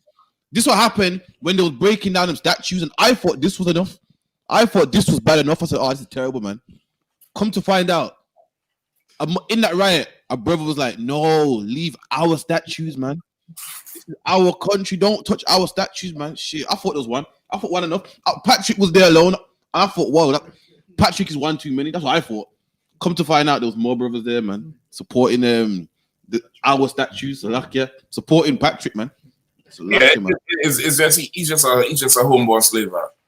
I feel like, maybe Adonga Bar said we can't have these brothers around us, man. They need to come and change their life, man. Could you imagine You went to a riot to fight somebody, man, to bust some heads, man, and you're helping the members of the opposition. That's like us going to war, and you're doing friendly fire, man. Right. Or that's like England with the Nazis, and England is helping Nazi casualties, man. Right. That's ridiculous, man. So like you don't go about me. Good. Anything over there? No, it's just Oh. It's like you elaborate on that real quick. But yeah, it's like it's like you've got a football team, and it's like there's someone on your team that keeps scoring on goals, man. It don't make no sense. Imagine you playing football with someone and they keep scoring on goals. You're gonna be like, listen, you meant to shoot that way. Obviously, what black people are doing is they're meant to be on this team, but they're shooting that way, man. That's right. They're playing for the other team, man. Every time we love white people and join them, we playing for the other team. Every time you go to church and the mosque, when you go to mosque, you're playing for the Pakistanis, man. That's right. When you go to church, you're playing for the white man. And you need to come here, man, and be on this team, man. That's right. Be on this team, man, where we all got something in common, man. We all share the same blood, man. We all descend from Abraham, Isaac, and Jacob. We got something in common. Instead of you joining a next team where there's a Chinese man in there with you, there's a white man there, there's an Arab there. It don't make no sense, man. Everybody that plays for Manchester United, they shoot up the pitch, man. You don't see them trying to score on goals, man. That's right. But when you join the white man, you scoring the own goal, man, and you're playing for the other team, and you're the reason why we're losing, man, because you're playing for the other team. Right. You don't see Liverpool have 11 players, but 4 of them want to shoot the other way. It don't make no sense, man. They're one team, meaning they all got one mission, and in here we've got one mission. But when you join the white man, you've got a million different missions, man. One of them is Patrick Hutchinson saving white people, when everybody knows. If it was a black man, nobody would save a black man, man. Right. I mean, Rashawn Charles had nothing on him, and nobody saved Rashawn Charles, man. That's right. And Rashawn Charles didn't go to his house to riot. Rashawn Charles was running away from the police because he was scared for his life, man. Right. He knew that if he don't run, they're going to kill him. So he took his chances. It was either he was going to die standing there or run and try and get away, and they caught him and he still died, man. Whereas he didn't go out his house to riot and harm no one, whereas this white man did. But this white man got an Uber, man. He got a free Uber from Patrick Hutchinson, man. You got DoorDash. You got DoorDash. You got straight door. You so right now. If he was black, they'd put handcuffs on him and left him right there. That's so like I said. He got the man. Do you know he got a free Uber from Patrick Hutchinson and didn't even leave a review, man. Right, exactly. Didn't even tell Patrick. You know that? Didn't even tell him thank you. Couldn't even give a brother a review, man. So like, yeah. That's mad. It is mad. So the other day I was on Instagram again. You know me, I'm always on Instagram, so like I don't ask. And I saw, the dancer artist Macca Diamond. Saw it in the church, man. And so lucky I had to bring this out today, man. So I'll pull the video up with Macca Diamond right now in the church, man. Because what black people think is I sinned my whole life and now I want to change my life, and now I'm going to church. And what you got to understand is church is the most stupidest place you can go, man. And when you see this video, you're going to realize how stupid church is, man. You need to come to the I.S.U.P.K and change your life, not going to a church. And I'll show you right now, man.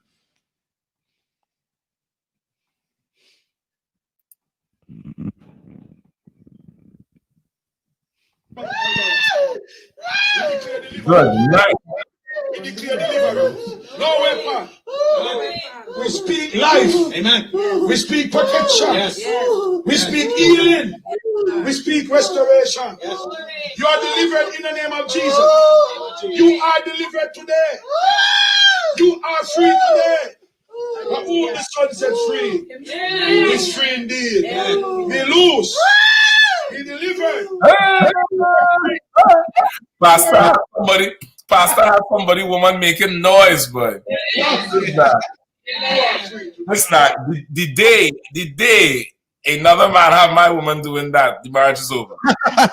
I shit you not, brother. That's noises I alone get to invoke. And that's true, man. Imagine that pastors all like they're making your woman scream.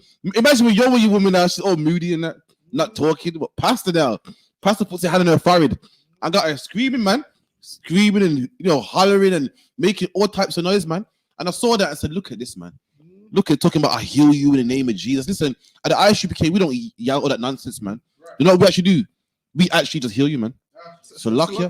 Go on. Also, with that, like, imagine you just come home from work and you open your door and that's the noises you're hearing, man. Imagine that's the noises you're hearing, man. What's that man's name that shot through the door? That man with no legs, the South African one. What's his name?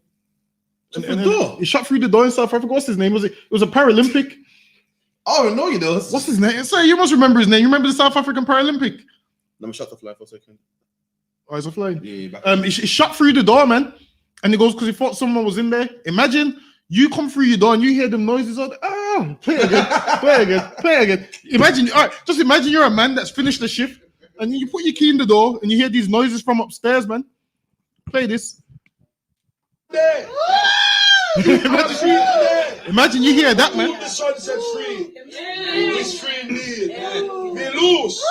Imagine you hear a man, you're outside the room, you hear a man shout to your woman, be loose. Imagine at this time you haven't seen nothing, you're just hearing a man say be loose and your woman's making all them noises, man. Trust me, loose outside too good to me. You're gonna shoot through that door, man, and then you're gonna see a pastor light. You're gonna be like, oh, play it one more time. No, what else does she say? What else does the pastor say? Imagine you hearing this. Just close your eyes for a second and imagine you've just coming from a night shift and you put your key in the door and this is what you're hearing. Someone got to die, man. So luck, yeah.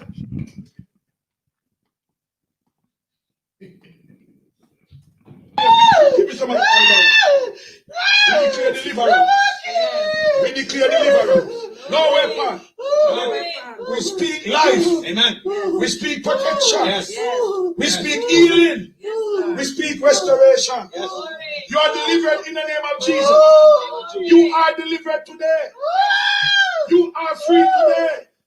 But who the Son set free is free indeed. Be loose. Be delivered. Be set free. We declare it and we decree it in Jesus' name. Amen. In Jesus' name. You are free today. Amen. Imagine you hear that, man. Imagine you put your key in the door and you hear all them noises, people saying you delivered in the name of Jesus, and then you hear, at first I'm thinking, all right then, your woman's cheating on you with one man, and when they hear the amen, I'm thinking, shit, she's sleeping with two men in there. I'm thinking, is there 2 men, 3 men when they hear the amen? Meaning every man's had his turn and I'm hearing amen. Listen, I'm gonna lose my mind, man. The pastor talking about you delivered in the name of Jesus, man. He would be delivered in a body bag that day, man. That's right. But if I hear them noises coming out of my house that I'm paying the rent for, so lucky, I'm paying the rent for, and the thing is this, she's like, them weird noises, like, what is the need, man?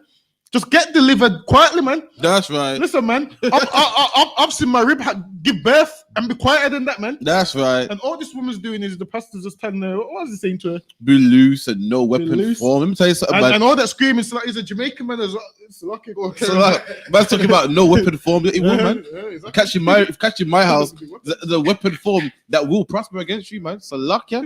The machete that I got, you know, it's like I'm gonna give it away too much. It will prosper against you, man. So luck, yeah. The cutlass, look at the machete that I'm a draw for. It will prosper against you, man. It will, man. But like I was saying, man, imagine also the I.S.U.P.K are fixing people with drug problems, man. Fixing people with mental health problems and demons, man. And you would rather be anywhere else but here, man. Shame on you, man. So luck, yeah. You don't want to come in here because we're too rough. You know, we're too hard on women. You know what I mean? We speak too rough, man. The way the beards and the boots and the fringes, man. Then you go to church then, man. Right. And after you scream and shout and have an orgasm, guess what? You're still going to be addicted to cigarettes, man. After you can scream and shout and have your orgasm and pastor can touch you on your forehead and all them things there, man. And after that, guess what? You still got mental health issues, man. Right. After that big show that Macca Diamond done, guess where she went? She stepped outside the church. And guess what was outside that church? After she was singing and dancing, drugs on the corner. Right. Prostitutes, hunger, kids with no food, man. Kids with no meal, man. In the church, it's all nice. The big concert. There's music playing, tambourines, and women screaming. It must be nice in there for anyone to scream like that. Shit, it must feel good, man. Shit, make it up. The church is a wonderful place, man. You bang tambourines, beat drums, but guess what? After that service, after that Sunday service, you step out of that church, man, and drugs are being sold there, man. Right. Cracks being sold there, man. Children don't know who the father is, man. And with the I.S.U.P.K, we try to fix what's outside that church, man. The community outside that church, man. It's lucky, dog. But if I say that. And the pastor, man, where was it? It looked like it was in the bedroom anyway. Where was they? That didn't look like no church. That didn't look like no church to me. So lucky. She's on her knees He's got his hand on her head. Listen, that don't look like... Trust me, knees, hand on Knees, head. hand on head. Imagine I come through the door and I see that, man. I'm going to have to shoot first and ask questions later, man. Imagine that. You come in the room and your woman's on her knees and this man's got his hand on her head and she's bawling out like is that they call it? Jamaicans call it bawling out. He made her bawl out, man. What's the next story we got? No, carry What's the next story we got? Carry on, he made her bawl out, man. Exactly, and exactly. So imagine I gotta come home and see this, man. I've done a long shift, so my mind ain't all there anyway. I'm miserable anyway, and then as soon as I open the door, I'm hearing that screaming, man. Listen, man. Nah, man, and this is why you women shouldn't be going to church, man, talking about you delivered. Delivered from what exactly? That's right. Delivered from what, man? She's on the floor screaming, and the pastor, he's telling her nonsense. He's just lying to her. I guarantee you afterwards, the pastor had sex with her, man. I believe he had sex with her, man. I believe he had sex with her when he told her, what was the last thing he said to her? He said, you're loose? Yo. He said, you're loose. Like, he knows something. He knows something. This pastor knows something, man. This pastor had sex with her and told her she's delivered and told her how loose she is, man. That's what this pastor said to her. It's all in the video, man. Right. So that's enough evidence for me. I don't see that. All I got here is that. And listen, you ain't my wife no more, man. All I gotta see no evidence. All I got here is the man say, yo, you're loose, man. I'm like, rah. How does he know? How does he know? So I need to know, man. I like what the sister said in the chat, man. You know what I mean? Big up to everyone in the chat. You know, church is one big puppy show, man. It's one big games, one big joke, man. And let me tell you something as well about you fake Israelites, man. You like ain't no different from what we just saw here, man. Fake Israelites try to make out like, no, we're different from the church. Exactly the same, man. What happened? Listen, what's different from this? And that brother from GOCC flicking his hat around, man. Right, exactly. It's the same crazy performance, man. But what's different from this? Or your fake Israelite group that worship women, man. Right. And yeah, sister Shalom, sister, yeah. Leave him, man. He got 2 wives. Now leave him, man. He can't do that, man. Ain't nothing different, man. They're all Christians, man. You in the I.S.U.P.K, you're all Christians, man. Right. The Muslim masters, especially in fake Israelites, man. They're the biggest Christians, man. I'm start calling them Christianites, man. They're just Christians with tassels on their t-shirt, man. Christians with a beard and know that the Jews are black, man. Right. That's all they are, man. It's like anything for his a sister and a brother just messaged me saying his name was Oscar Pistorius. That's the man who shot through the bathroom door. You don't remember him with the fake legs? Nah, you know. And it was the runner in South Africa. It was he won some Olympics in South Africa, and he shot through the door because he said he didn't know. He thought it was a stranger in there. Or was this woman in there? So he just shot through the door like boom, boom, boom, boom, boom. And she ended up dying. Yeah, but it's from South Africa. This is who the South Africans have become now. A white man. Oscar I thought the original South Africans were dark-skinned Africans. Now the Oscar Pistorius. So we're going to show you a picture of him. He's the one that runs on the fake legs on the metal things. You know, looks like golf sticks. Looks like golf. It looks like golf sticks. You seen them in it? Yeah. Things that they run on. Oh, they be cutting on them. How they run so fast on them? Yeah. No, it ain't the thing. It's them, man. Their thighs in it. Nah, man. It's the how you running on the metal like. Boom, boom, boom, boom. No, man. Was you know how rapid he is. Well, you reckon he can blow? What you reckon he can blow me in a foot race now? 1,000,000%. Can blow me in a foot race? 1,000,000%. Nah, man. Listen, them man kind of run outwards. Listen, they can run outwards, inwards. Listen, they can run outwards, inwards. In no way Oscar Pistorius is beating me in a race, man. No way, man. If you don't believe me, someone arrange it. Someone arrange it, man. First of all, listen, I'm a black man, man. Now we got them extra springs, man. Them springs be helping him out, man. He be springing up on the track. Listen, those won't save him, man. We can do whatever we want, hurdles, anything, man. No, you can't do hurdles. That shit is ain't no way. First of all, Oscar Pistorius. So like Ramis, I see a little no foot man in the courtroom. What are we talking about, Salaki? Talking about what's it, Oscar? What? Oscar Pistorius. That heard his wife, had some noise with his wife and shut through the door, man. Saying that would be macadamia if she was my rib, man. We hear some noise. Door, man.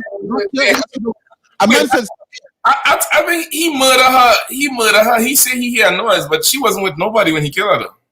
Now he thought she was. Imagine saying you hear a man telling your rib, yeah, your rib's in church, a man saying, yeah. Stop. I ain't imagining that shit. Y'all gonna make me make phone calls right now. Hey, where you at?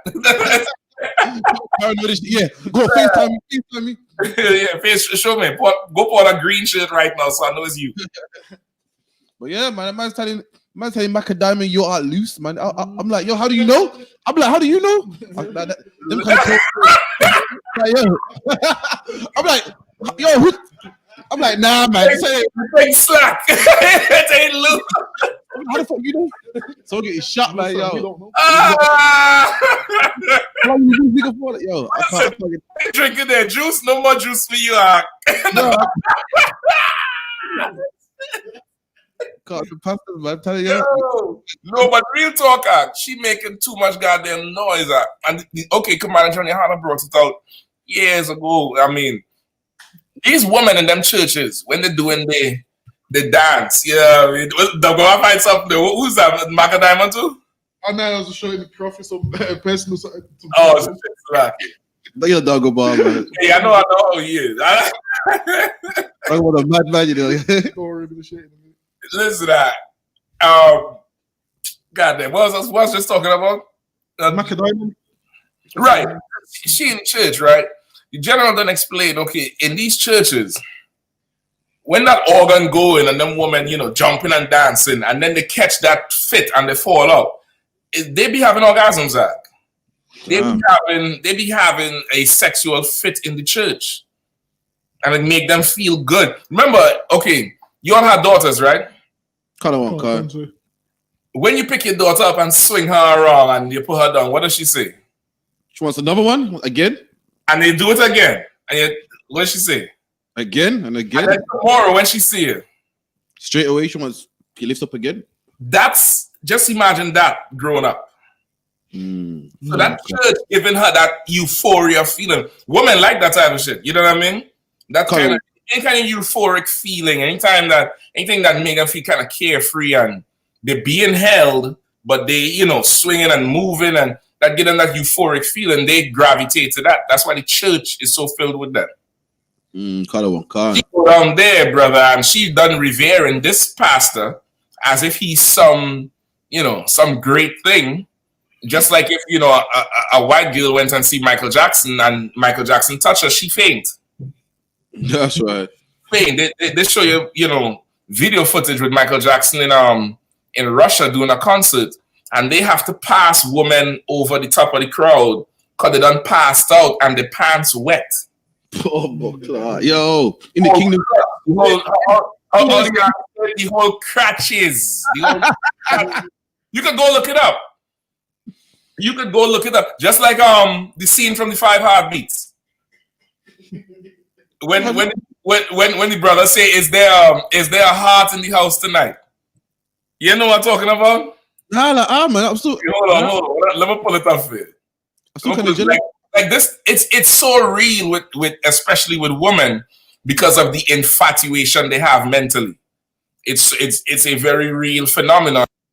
For church because pastor this, pastor that, but pastor say don't do this, pastor say don't do that, pastor this, pastor that. I had to cook for pastor, I had to do this, I had to do that. You know what I mean? Color one concert. I can't remember Michael getting the girls wet, man. For luck, yeah. We can get out to the kingdom and watch that, man. Listen, hold on. I try to pull it up in my computer. My computer ain't wanna work with me tonight. It ain't, All right, I'll find it. Look me back at this screen share there. Salakia. Okay. Yeah, man. Yeah, man. When I pull it up, you'll know what I'm talking about. Come on, Duck, do the steps. No, chicks. Oh, the Temptations. It's my music.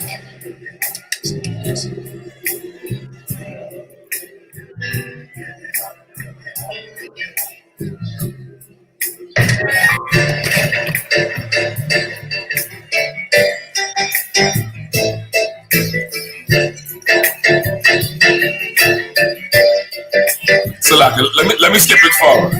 Oh, right here. Watch the girl in the front seat.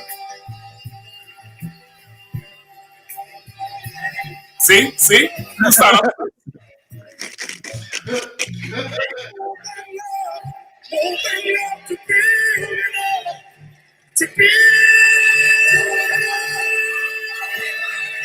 Hold on,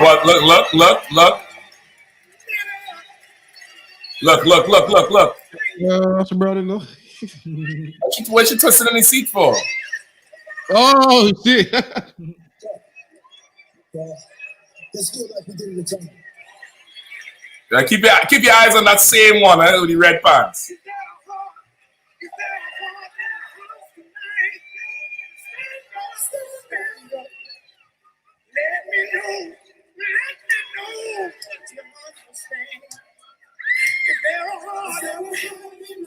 Look, Kurt here.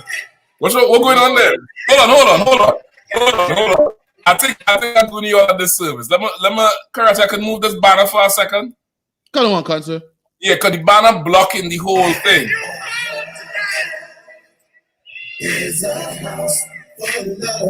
What you doing? Oh, fuck you. I have it. Ain't no sweat. Keep your eyes on the girl, eh? Look.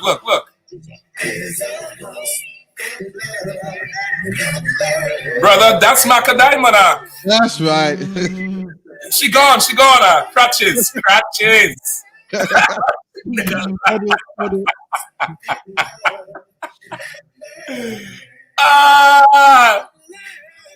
Listen, the girl passed all the way out there. I think that's about it. But that's a famous scene from the movie. See, look, they're fanning her. You see they're fanning her just like in church? Right here. See, they're taking care of her right here. They're fanning her because she's in church.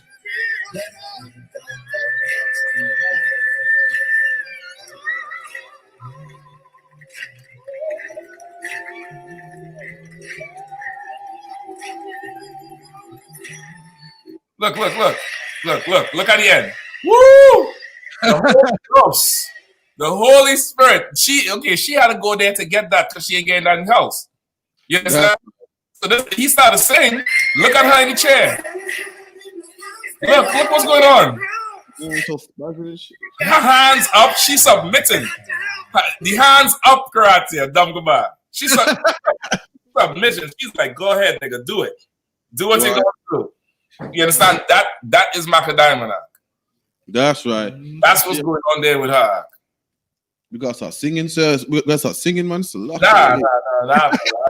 I go there and I speak. I roar the mic and then that's right. And I get a call. And then I say, eeny, meeny, miny. That's right. Give me all, General. I'll do the dowry and down payments. Lay away, don't lie, joke. We put the payment down. But if you look at the thing with Macadamia, that's how why do you think she could have on her knees? Right? She started to scream and okay, the screaming is not even, if you take the church away, and just play the Macadamia clip without the audio, without the video. Video. Don't put the video up and just play her screaming. Color one, Con.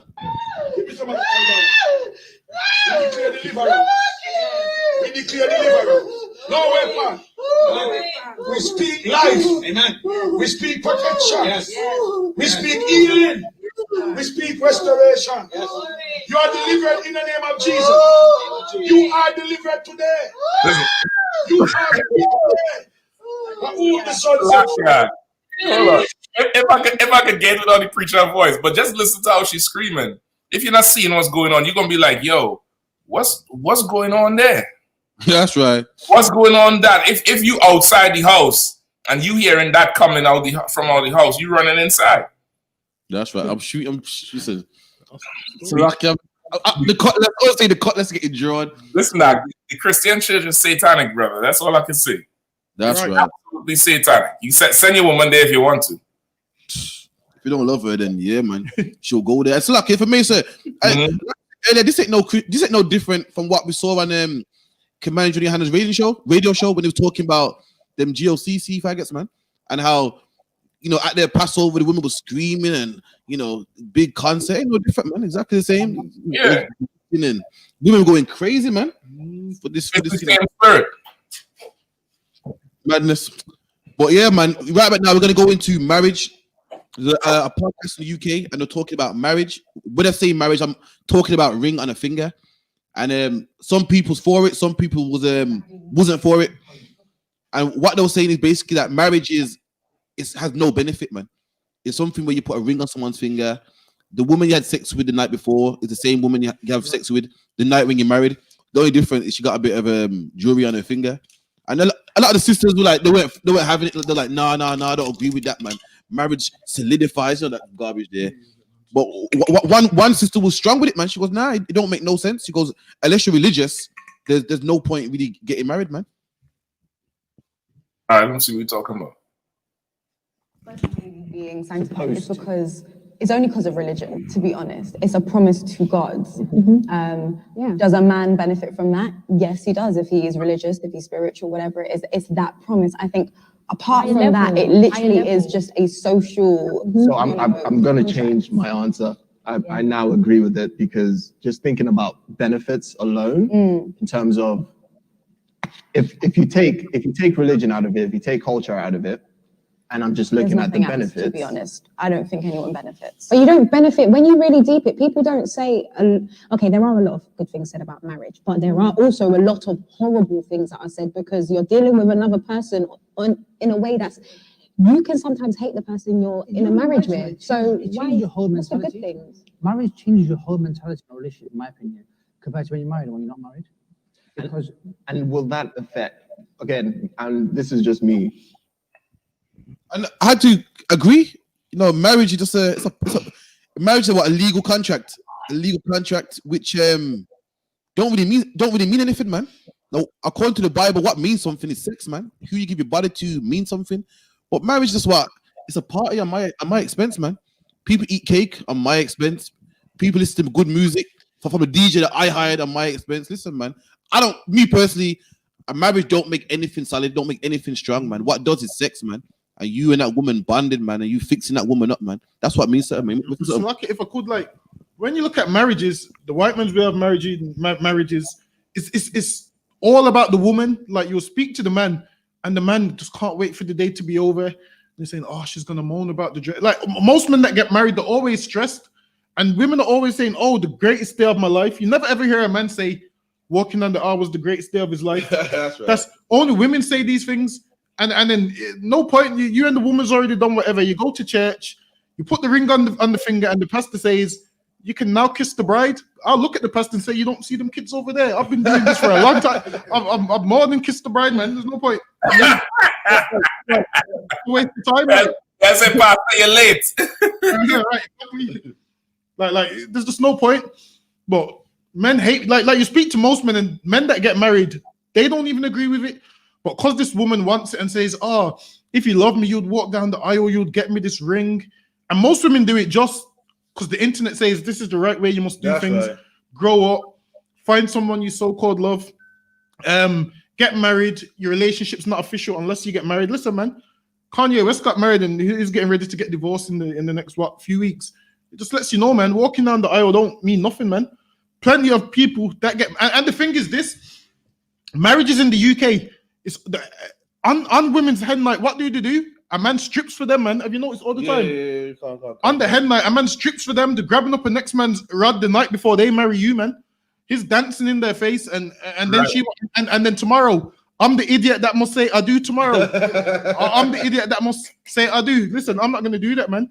You go marry that stripper you was dancing with the night before. Like, that's your husband. You give me a refund of all that wedding money I paid.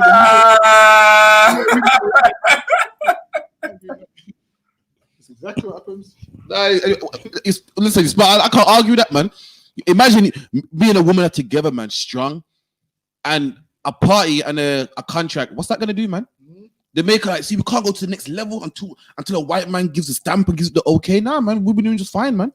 Been doing just fine for all these years, but I don't need no oppressor's approval, man. Right. And his certificate, you know what I mean? I don't have to have no party. All it is, a wedding, just a big party, man. I don't need no wedding, man, to make us official, man. Me and that woman was official when she opened her legs, man. And that's just how it is. Salakia. It's in the prices of these wedding cakes as well. The price of a wedding cake is like what people say wedding cakes cost, like what, $5 grand, $6 grand. Listen, man, that's too much to spend on cake, man. I can get you a cake for what, £10.50 now. Tesco, bro, you get a good $5 still. Listen, ain't no woman gonna walk down the aisle with me because the wedding in total is gonna be about £50, man. £50 for everything. We're gonna get married. We can get married, but the wedding ain't costing more than £50, man. That's right. You're married on a budget. God say it's actually a budget. Salakia, man. I honestly the same thing. You know what I mean? Real love is in the Bible. Come to UPK, we'll show you real love, man. Come to I.S.U.P.K, marry one of these soldiers, man. And listen, we will give you a wedding, man. It won't be fancy, if you know, but we'll do it for you, man. No, I don't know what y'all. Massive fancy, absolutely fancy. I guarantee you that shit. I'm saving money for the kingdom. So nothing they've ever seen before and heard before or smelt before, and all of that. It's more fancy than fancy. You understand? In the kingdom, you can come in the kingdom. Obviously, you're gonna get an invite to my wedding, man. You know, it's gonna be the shit. But right I back don't now, want to the wedding. That's between you and your wedding. Yeah, that's between you and the wedding party. Yeah, that's something else. The celebration. Yeah, man. Right. Okay, this is what I want to see. If you could play the video again, because I don't think they was talking about was they talking about the actual ring and stuff, or was they talking about the whole being locked down in an institution of, you know, one man, one woman? That's what it seemed like, though, because one of them say you could be in a marriage and you could hate the person you're married to. Color one concept. So that sounds like they're talking about the actual, you know, the union, the relationship, life after. Color one con. Don't referring to that, sir. I'll play it again, yeah. You know, so Tio had a question. He said, a marriage certificate can protect what you own after you die if you own anything, so everything goes to your family. ESO deals with documents. Okay, that's not accurate, Tio. That's not accurate. That's a white man's plan, because in white family, they only care about what they could get. Right? You should. In a white family, if you die, you might have to start to look at your son or your daughter. What you saying there, that's a white man's plan. Israel is an honorable place, brother. And in here, your stuff goes to your firstborn son. That's according to the law. Yes, right. So what you want to do, Theo, is come fully into the truth, so you could grow your household in the spirit of the Lord. You understand? And you could grow your household in the spirit of the Lord, so that your family don't have to worry about, you know, what you leave them or what you can't leave them. Your family has a nation. You get the point? Now, added to that, there are some times where Esau's certificate is of help. The obvious one is, of course, if you're an immigrant from another country, you go into another country, you need to be able to stay there. You find a sister. If you're a sister, you find a brother. You'll marry, you'll file them papers, get your red book or your green card or whatever the hell it is, right? That's the normal thing. That's the only one people know about.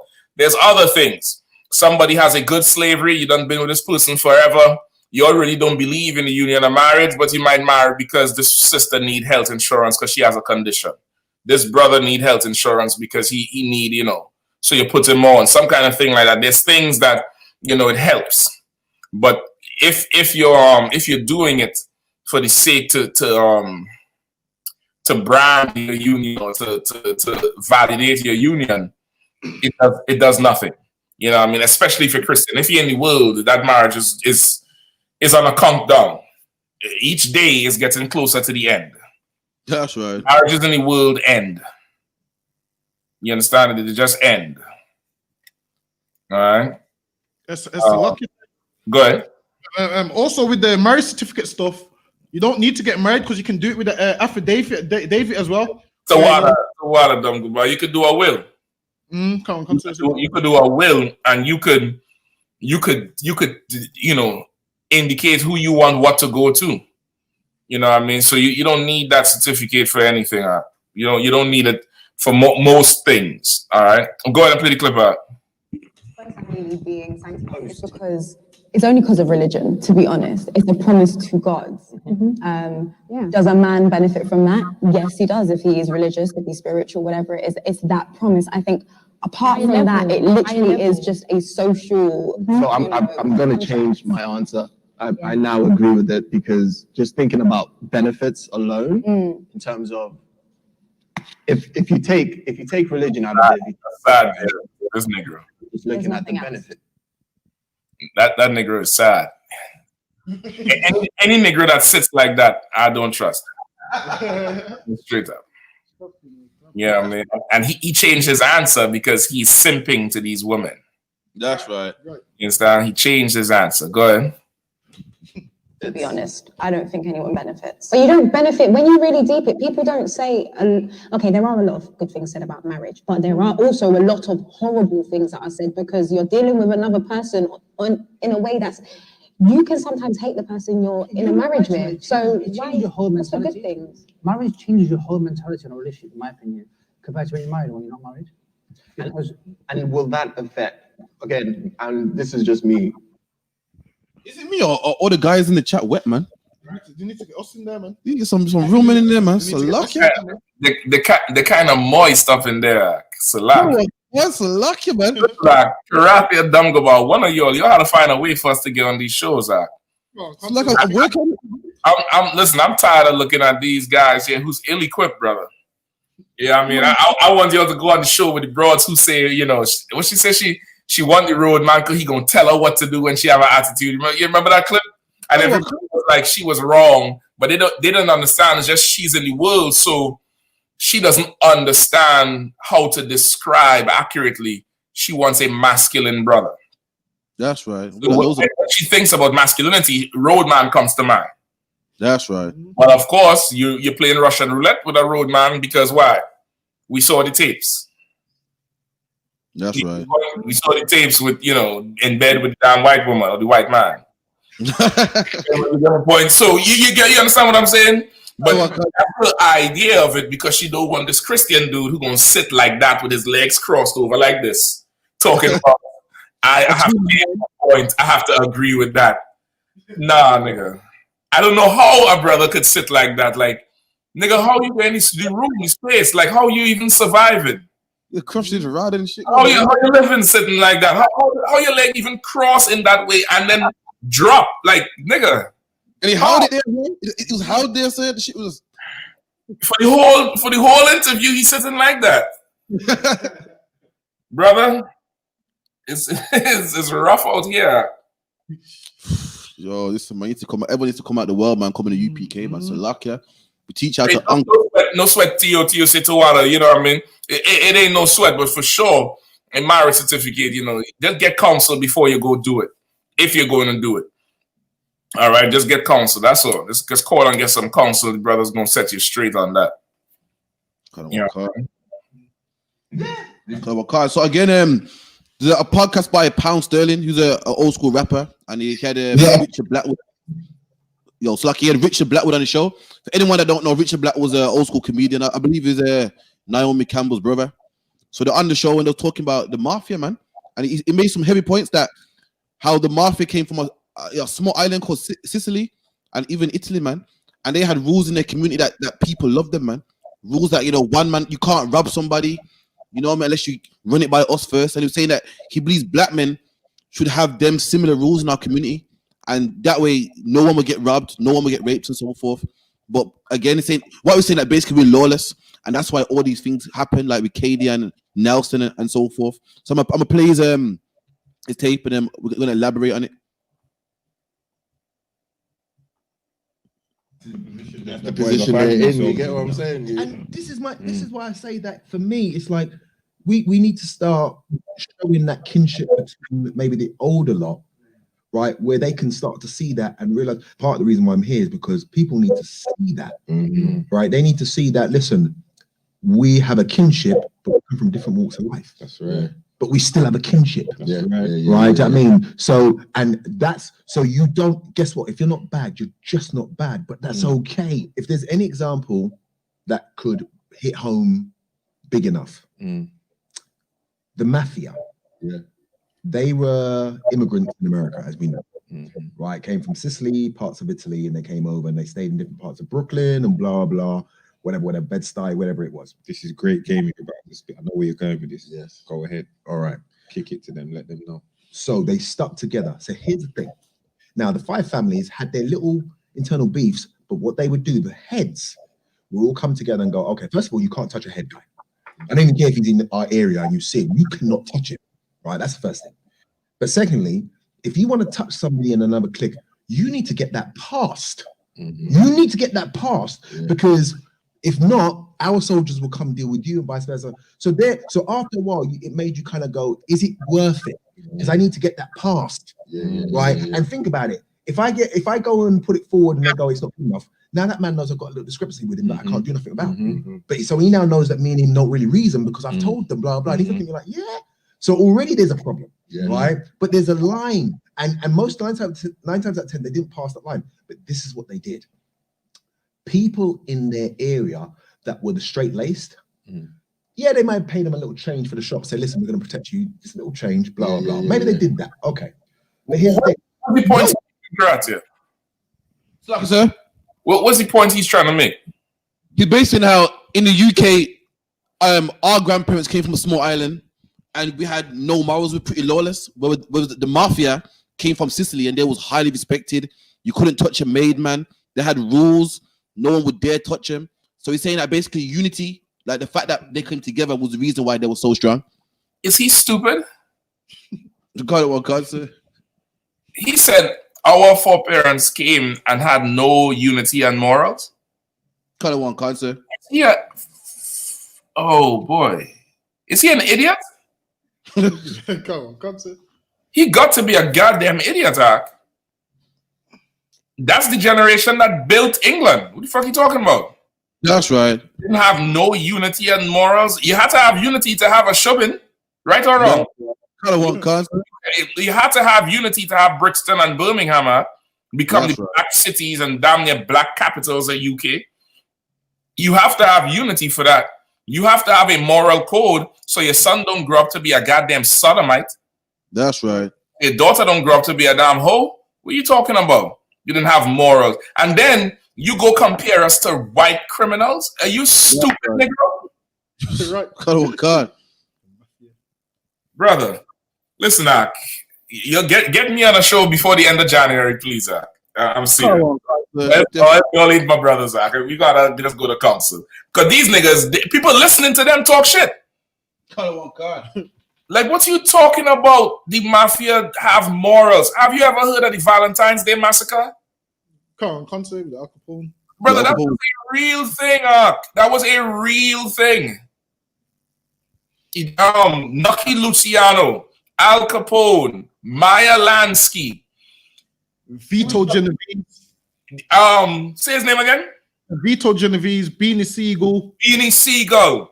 All of them, the Irish people who was running Chicago too, because the Irish also has a mob that was trying to push up on the Italian mob. You understand?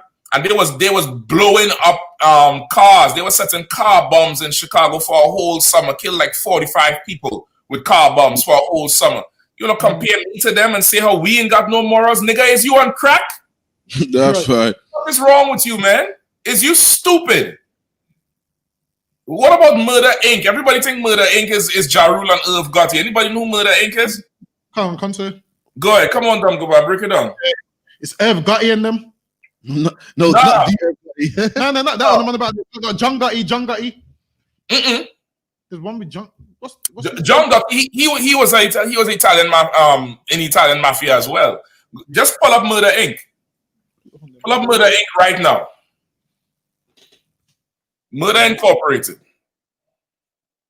That guy who made that statement is a high-class fool, Ark. That's right. An absolute high-class fool, brother. So it reads, Murder Incorporated was an organized crime group in 1929. In 1929, an organized crime group. So they get together to commit crimes. And you want to tell me they have more morals than us? Go ahead. In 1929 to 1941, that acted as the enforcement arm of the Italian-American Mafia, Jewish mob, and other closely connected organized crime groups in New York and elsewhere. So they were the enforcement arm of the Italian Mafia and the Jewish mob. The Jewish mob never gets mentioned in the crime history of America. They had a mafia too, and they would send Murder Inc. for you. You understand? You didn't pay them. They'll send that while they go into the Shabbat and the Bar Mitzvah and eating and saying Mazel Tov and eating matzah bread. And up in the daughter's sweet 16, ta ta ta ta ta ta ta ta ta ta. They're sending somebody to kill your family. And this dumb Negro wanna compare us to them. Y'all get me on a show so I can curse these Negroes out, please. Oh God. Yeah, that is so disrespectful and stupid. Who did our parents kill? That's right. Who did we get together and organize to cripple their future generations? You know what the American government did with the Murder Inc. and the Italian mafia and the Jewish mob after they couldn't control them from the 1920s?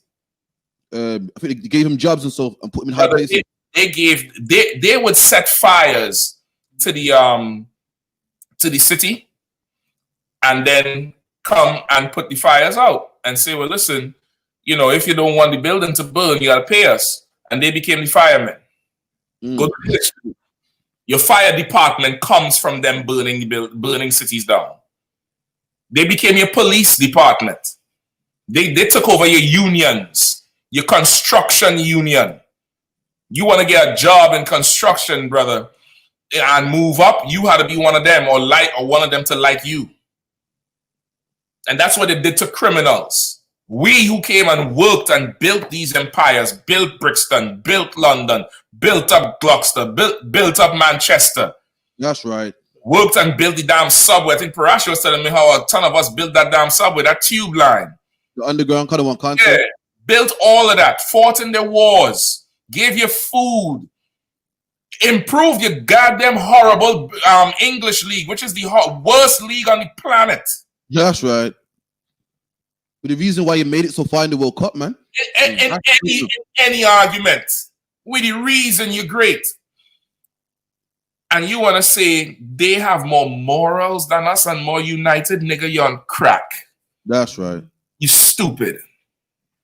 You're absolutely stupid and on crack. You understand? You're stupid and on crack. They're criminals, Zach. That's right. That's all. Birds of a feather flock together. That's all that is. They're just criminals. That's all they are. Hell is he talking about? That was so disrespectful, Zach. That's what, listen, I'm gonna plug that show again. I don't like to really send people to watch things if I ain't getting paid for it. But that Netflix show called Small Axe, y'all go see if you also could find it, man. Sit down and watch that shit, man. You know, tell me about morals and unity and code and all that type of shit while these people plotting to devour us. Till this day, you have an Irish cop working in Irish boppy working in England. He ready to crack your head at least for anything. That's right. But he have morals, nigga. You stupid. That's right. So, like you say, like it shows that he ain't even done the research on the mafia. Because if he did, he would know that before Lucky Luciano, alone of them killed all the other bosses. So they killed them. They set up the commission, and then even after all of them was doing what?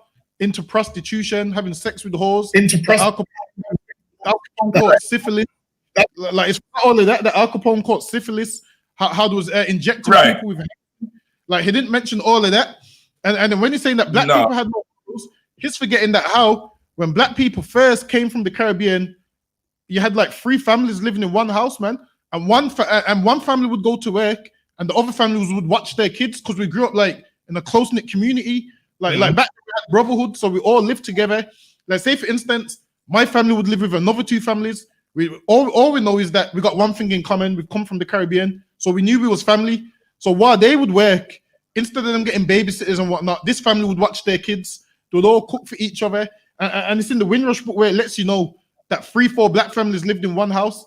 So him saying that we didn't have no morals and none of that no unity, and no morals and no unity.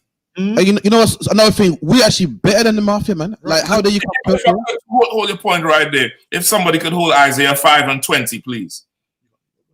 All right, yeah, go ahead, Karathia. Yeah, we're better than them, man. You got the book called The Windrush. Black people paid minimum wage, man, and we couldn't get all the fancy stuff, all the uniforms for our kids. So you know what we did? Got 2 jobs, man. On the other hand, now here comes the Italians. The Italians weren't making good money, so guess what they did? Rob banks. Guess what they did? Kill people. We kill nobody. Prostituted daughters, man. That's right. We didn't make enough money, so we worked hard. They didn't make enough money, so they killed people, man. They sold drugs and put it in our neighborhoods, man. They whacked people and put hits out on people, man. And you're gonna compare us to them? We're greater than them, man. We ain't no murderers like them, man. Exactly, man. That guy there, he hates black people, man. He absolutely hates black people, brother. Play the clip one more time, just in case I misheard him. I can't believe that's what he said.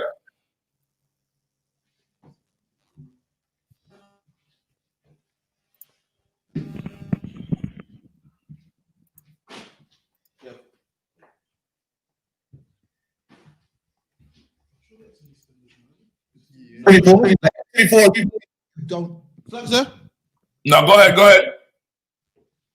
This is the position. That's the position they're in. You get what I'm saying? And this is why I say that for me, it's like we need to start showing that kinship between maybe the older lot, right, where they can start to see that and realize. Part of the reason why I'm here is because people need to see that, right? They need to see that. Listen, we have a kinship, but we come from different walks of life. That's right. But we still have a kinship. That's right. Yeah, right. I mean, so you don't, guess what? If you're not bad, you're just not bad, but that's okay. If there's any example that could hit home big enough, the mafia.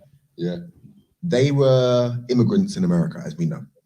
Right. Came from Sicily, parts of Italy, and they came over and they stayed in different parts of Brooklyn and blah, blah. Whatever, Bed-Stuy, whatever it was. This is a great game you're about to spit. I know where you're going with this. Yes. Go ahead. All right. Kick it to them. Let them know. So they stuck together. So here's the thing. Now, the 5 families had their little internal beefs, but what they would do, the heads would all come together and go, okay, first of all, you can't touch a head guy. I don't even care if he's in our area and you see him. You cannot touch him. All right, that's the first thing. But secondly, if you want to touch somebody in another clique, you need to get that passed. You need to get that passed because if not, our soldiers will come deal with you and vice versa. So after a while, it made you kind of go, is it worth it? Because I need to get that passed, right? And think about it. If I go and put it forward and they go, it's not good enough. Now that man knows I've got a little discrepancy with him that I can't do nothing about. But so he now knows that me and him don't really reason because I've told them blah blah. He's thinking like, yeah. Hold on. Wait, stop right there. Stop right there. So is that not going on right now with the Bloods and the Crips? Kind of one concert. They had a RAM system too, Go ahead. I know some brothers in the ends will give you a pass, and some brothers you gotta go to get your chain back. Like exactly. we do have that also in the ends as well.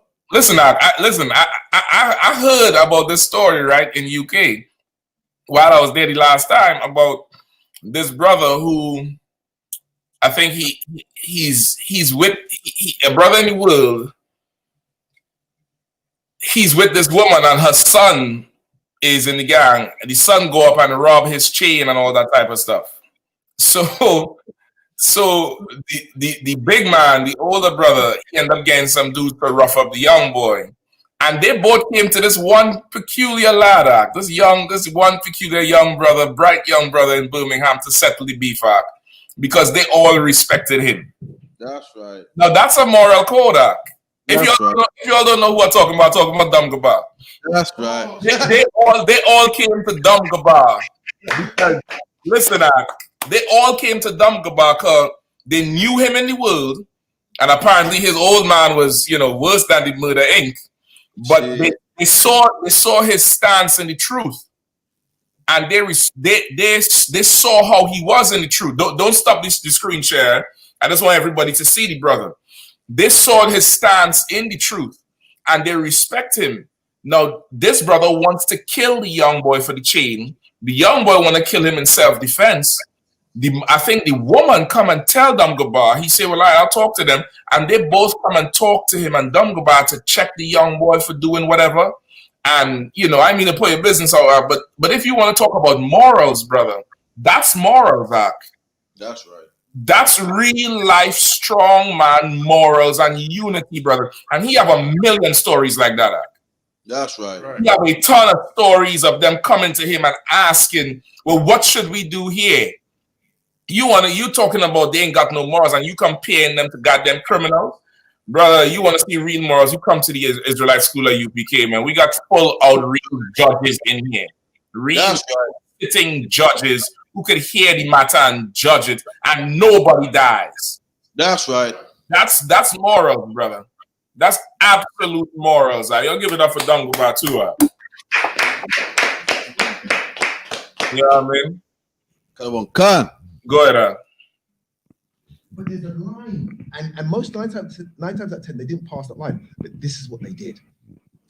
People in their area that were the straight laced, yeah, they might pay them a little change for the shop. Say, listen, we're going to protect you. Just a little change, blah blah blah. Maybe they did that. Okay, but here's the thing: nobody is robbing your shop. Yeah, you can walk down the street with £100 in your pocket, hanging out. Nobody's robbing you. Yeah, right? You can walk with your Rolex. Nobody's tapping you, right? Because if they tap you, right, they're seeing us, and we're taking it. We're making an example, right? Repercussions. So therefore, if you look at when they talk about John Gotti and blah blah, the people in the community, you look at the interviews. He was a lovely guy. That guy, I love that guy because they felt safe. It's like when John Gotti's gone, what are we gonna do, right? Because now, do you know what I'm saying? So now he's looking at this criminal who he knows is a criminal, but he loves him still. It's just like why people love Ghost. Everybody loved Ghost in Power because he was a goddamn criminal. But you love that guy. He's a good guy. Why don't be like Dumgabar? Don't be a goddamn criminal. Be respected. Right. You understand? Don't be a criminal and still be respected. And people who have that criminal background, when they want a righteous judge, they'll call. That's right. And what to do here? We know you're upstanding, brother, and you understand shit. Don't kill nobody. Put everything down. Forgive him. Give him back this. Pay him double because you stole this, and let everybody go their way. And no bloodshed. Nobody had to buy no flowers. Ain't nobody mother had to cry. That's right. Yeah, I mean, they're sick, man. Give me Isaiah 5:20 on that one, please. Like, they are absolutely sick, huh? To make that comparison, brother. Are you stupid, huh? Isaiah chapter 5 and verse 20. Woe unto them that call evil good and good evil. Say it again. Woe unto them that call evil good and good evil. Woe unto them that call evil good and good evil. He said that older generation didn't have no unity and no moral. So what they came across here doing? Hoeing? What they came across here to do? Sell drugs and kill people and kidnap? That's what he came across here to do? You call good evil and evil good, and you saying that mob had more morals than us. You sick, nigga. You sick. You making it seem like they something to aspire to be. We better than them, man. We better than them. What the hell is you talking about? We are better than they are. That's and you're right. a Christian, you hate black people. That's why you're saying that. Go ahead. He even went as far as to say, look, even though John Gotti was a bad person, the people love him. I mean, even though he killed people, he's still, you know what I mean? We call like, even, you know what I mean? Like basically that that's how great they are. Even though it was bad, everyone loves him, man. Everybody loves him. Why? Because he paying their bills. He giving them the money to do shit. So what, nigga? Because you're a hoe now. That's right.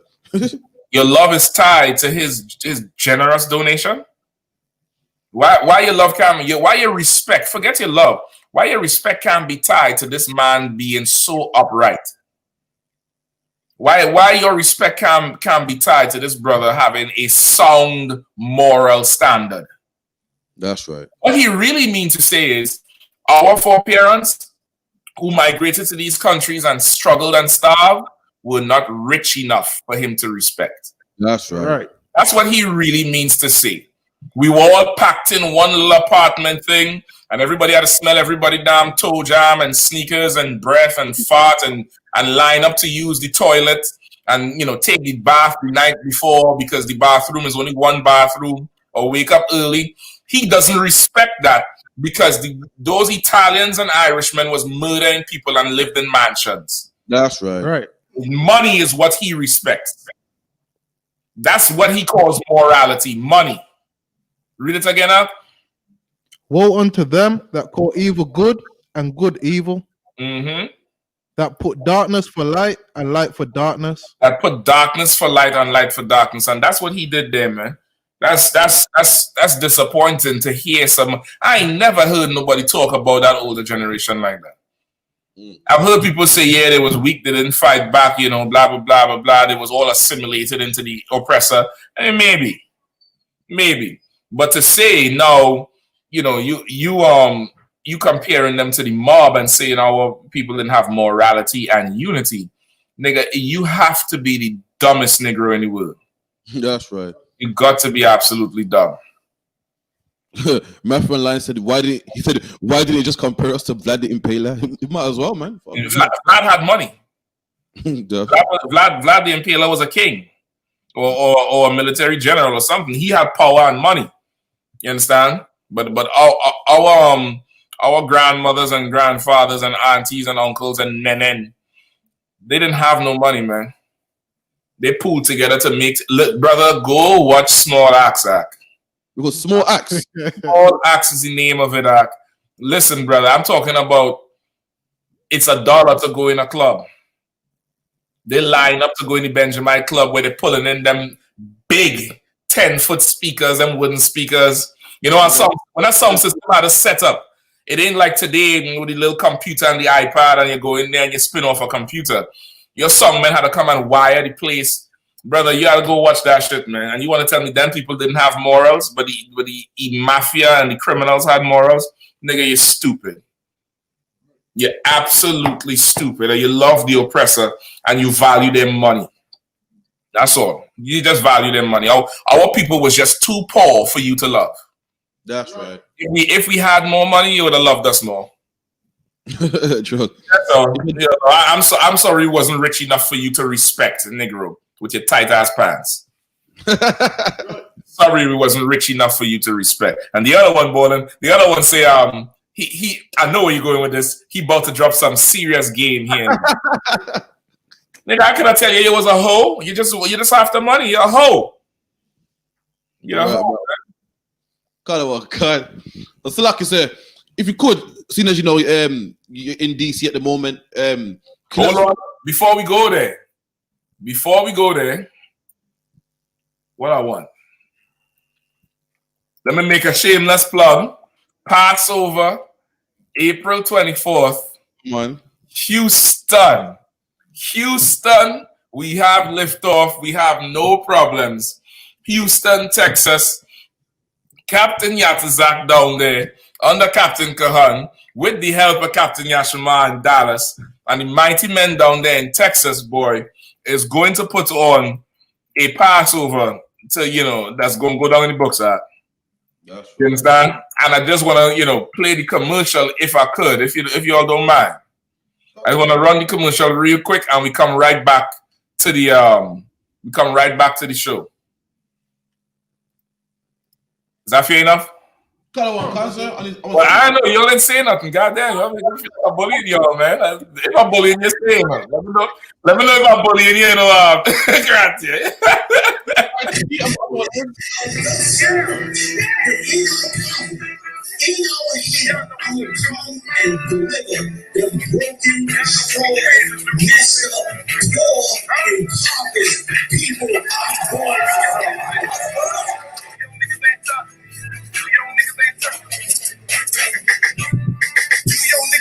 Shalom Israel. Yahweh by Shemel Shah by the thug. Yahweh Shema on the thug by Shemel Shah to all the sisters, man. Listen, it's Captain 13,000, the card of a rhyme. Checking in with the Israelite school of UPK under Commander Dream. Listen, man, this year's 52nd annual Passover. This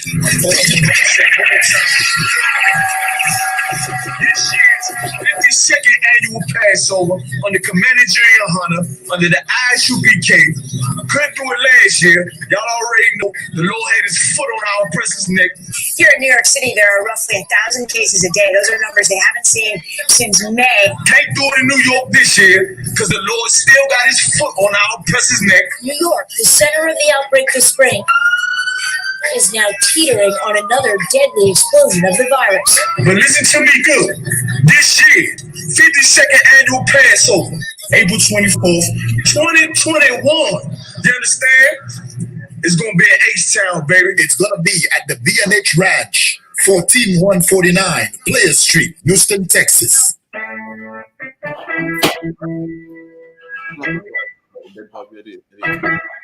Right now, isn't it? Yeah. Y'all know what we do. Y'all know what we came to do. 2021, I.S.U.P.K, 52nd annual Passover. All the generals gonna be there. All the heavy hitters gonna be there. The daughters of Zion gonna step out with their beautiful long dresses, you understand? Strong on deck. That One West style music on deck. 52nd annual Passover. BNH Ranch, 14149 Player Street, Houston, Texas. Get ready to get lost, man. Straight up out the base. The word to make me rest. The word to turn the place. Dealing with the feeling for us. Feeling for us. Challenge with the Lord for us. Oh, for us. You ain't never stopping now. You running now. All my niggas going proud. Yeah, man. Yeah, man. We're gonna be down there in Houston, man. BH Ranch, man. With the men of war. Men of war. It's gonna go down, man. It's a lucky, man. Morris needs to let us fly, man. We'll be out there definitely, man. You know what I mean? Morris, stop it. We got this, man. We got this, man. So again, make sure you save it from now, man. You know what I mean? Because listen, I know what I'm gonna be. You know what I mean? So we're gonna be out there in Texas. I know what I'm gonna be April 24th. You know where we're gonna be on the ranch? Where's the ranch? The BH Ranch, on the ranch, Texas. 24th. And I think my group looked into the weather. Apparently, the weather around that time nice and hot as well, man. So lucky, man. You know, I need it to be cool. I need that shit to be cool. I'm trying to rock us. I'm trying to come in there with a horse and a heavy garment, one big old swords. I need that shit to be cool. I need to say shalom and the frost coming out my mouth. Yeah. Wow. It's hot weather. I can't get that proper hot weather, man. So you might have to suffer it, man, because that Texas is shit. Nah, but it ain't gonna be that hot though. I think it's gonna be. Yeah, but then again, your hot different. For us, 28 degrees is like, yo. I don't even think it's 28. I think it's like 20 or 25 or something. Yeah, that's hot for us. That's hot for me. Woo. The summer to us. Fuck out of here. Nah. England, 19 degrees. It's 19 degrees. It's like, oh shit. Then anything above that pushing, and then 30 is like what, record breaking. What you talking about, man? 30 degrees Celsius is like, yo, record, stay in your house. 28 is pushing it. 29. I think anything over 25. Anything over, I think 18, 19 is like, yo, it's a good day. 18. I think it's gonna be like that. I think it's gonna be like around 18 to 20 or something. If it's more than, hold on. Yo, nah, man. I don't think it's that bad. No, I mean, seriously, that's anyone that line in the UK. 19 degrees Celsius and nice. Actually, I think UK, once everyone sees 21 degrees is like everyone goes wild, and the women, that's when they want to come out with no clothes. So I think because the Lord don't want them to do it, it leaves us at what? 17? It leaves us at 17 degrees, I don't know. Okay, yeah, okay. This thing is okay. Typically for Houston around that time, it's supposed to be a low of 60 degrees Fahrenheit and a high of 80 degrees Fahrenheit, which is 15, let's say 16 degrees Celsius, and a high of 26, 27 degrees Celsius. That's hot as shit. Oh, that's hot. That is who? But that's the highs and lows, though. You know what I mean? Meaning there's a range. Like for that month, usually you get lows of 16 degrees and a high of 27. I ain't think 27 that hot, man. Come on, man. 26 degrees is shit, man. So like I say, you might have to put on the sunscreen for the first time. Listen, man. 80 degrees for us is a perfect day. Perfect, brother. You go to camp, you blazing. It's a nice day. It ain't hot. It's chill. Nah, come on, man. Shit, I use that kind of heat to me. That's amazing. Sometimes I don't come outside the house. Come out the evening time and shit. Listen, you're probably honestly to go for some of them long distance run like them Kenyan to get yourself used to the heat. Yeah, I mean. Oh, fake, man. So like on the news, we're also in DC. You know what I mean? The Trump supporters, rioters, I don't know what they want to call it, but the white man calls them what? Protesters. Like riots to me, like terrorists to me. Storming the Capitol, man. Mm-hmm. Also, you've been in DC, so what's the atmosphere like over there?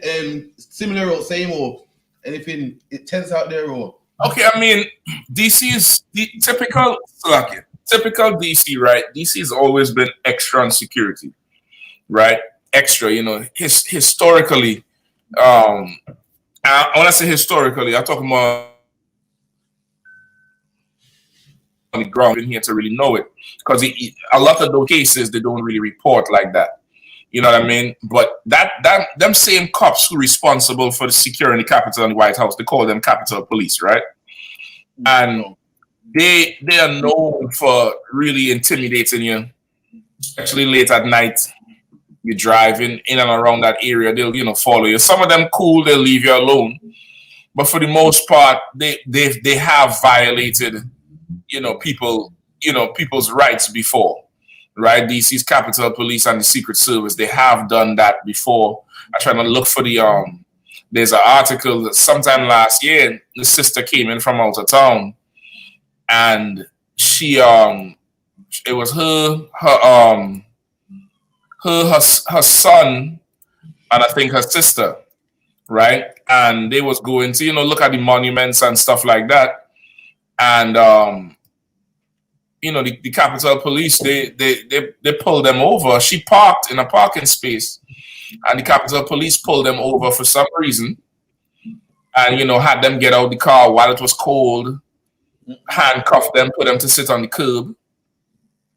Took the little boy, lift him up, and for show, as if they was going to take care of the son.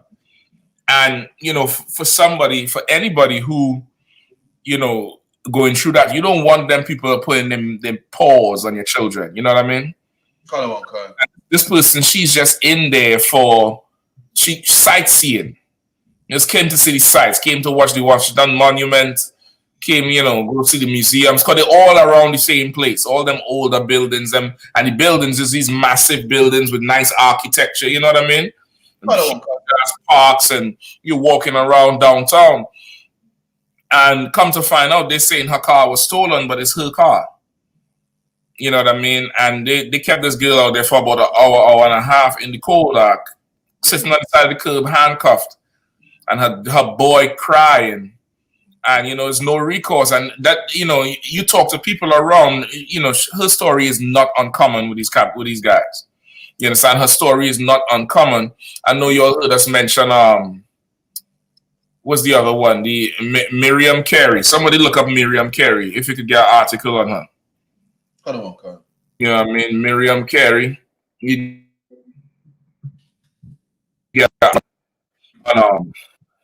On that sister. It was a sister who she had an incident with the Capitol Police, I think back in 2013, if I'm not mistaken. She had an incident. Go ahead. It says on October the 3rd, 2013, in Washington D.C., Miriam Carey, 34, a dental hygienist from Stamford, Connecticut, attempted to drive through a White House security checkpoint in a black Infiniti G37. What car is that? Infiniti. It's like a coupe. Accidentally hit a security. Listen, Infinitis are bad man car. Don't trouble me. You know what? Infinitis are bad man car. Trust what I tell you. I'll take it word. But in the UK, Infiniti gets no respect. Germans get respect. UK, you're like them Mercs. You're like them, Mercs. Them Benzes, them BMWs, them Volkswagen. But Infiniti, don't play with the Infiniti, my youth. Okay. It's like quick thing. Who makes Infinitis? I think Nissan. Okay. French, Americans. No, that's the Chinese on them Japanese or somebody. Okay, Infiniti, just a sidebar, we get back to the story. Infiniti is just like a Lexus. It's just like a Acura. Who else? Lexus, Acura, Genesis. You know the Genesis? Man, Genesis is a computer game. Yeah, you know them cars, man. You listen, man. All the regular car companies, they have an elite or luxury line. Toyota luxury line is Lexus. Right? Toyota makes Lexus. Honda makes Acura. Right? Nissan, they make Infiniti. Who else you have? Ford. Ford makes Lincolns.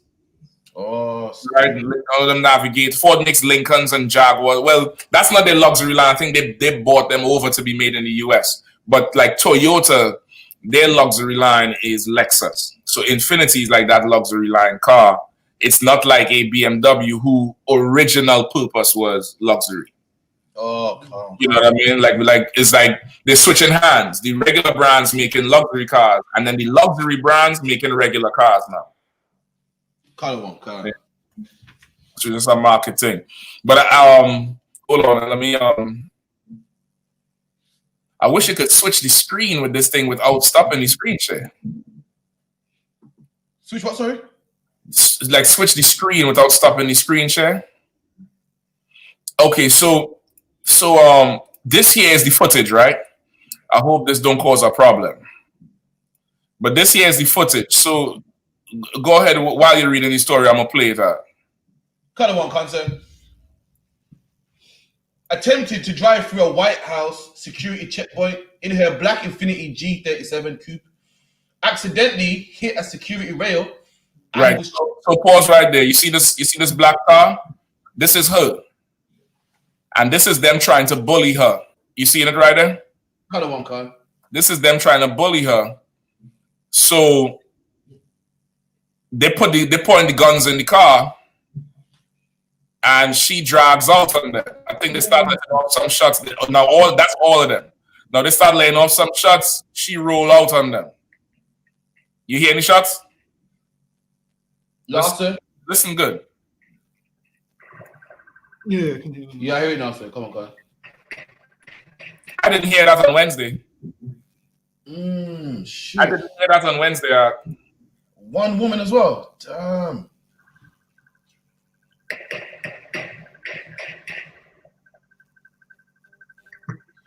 She rolled out.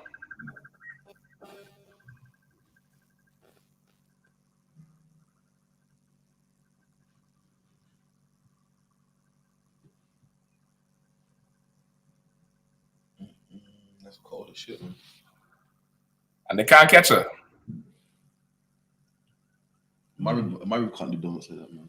The Infiniti's got some speed still. The Infiniti can move. عمر اطلعوا هي دلوقتي على طول فوقنا نحن ضرب نار قدام الفندق. بالصدفه يلا احنا هناخد سبق فيها رهيب ومصورينها انا والمصور. Right, so it ended up she eventually rammed the Capitol gate, and they lit her up in the car, and her son was in the backseat. Right, and one woman, I think that wherever she didn't know where she was. She's from Connecticut. She drove to DC on some crazy shit. She had a mental breakdown apparently. She drove down to DC, didn't know where she was. I think they stopped her. She made a U-turn, and that made them follow her because that's what they do. You understand? They'll come around there, and if you act suspicious and drive funny, they'll try to corral you. And she wasn't turning over, so they killed her. Right? And go ahead and read the story. So that's the backdrop. This happened in 2013. Kind of one kind. Accidentally hit a security rail and was chased by the Secret Service of the United States Capitol, where she was fatally shot. Go ahead. Where she was fatally shot by law enforcement officers. A young child, Carey's daughter, was found unharmed in the car after it was ultimately stopped. Right, her daughter, Sulaki. Did they say how much shots she got? Let me see down.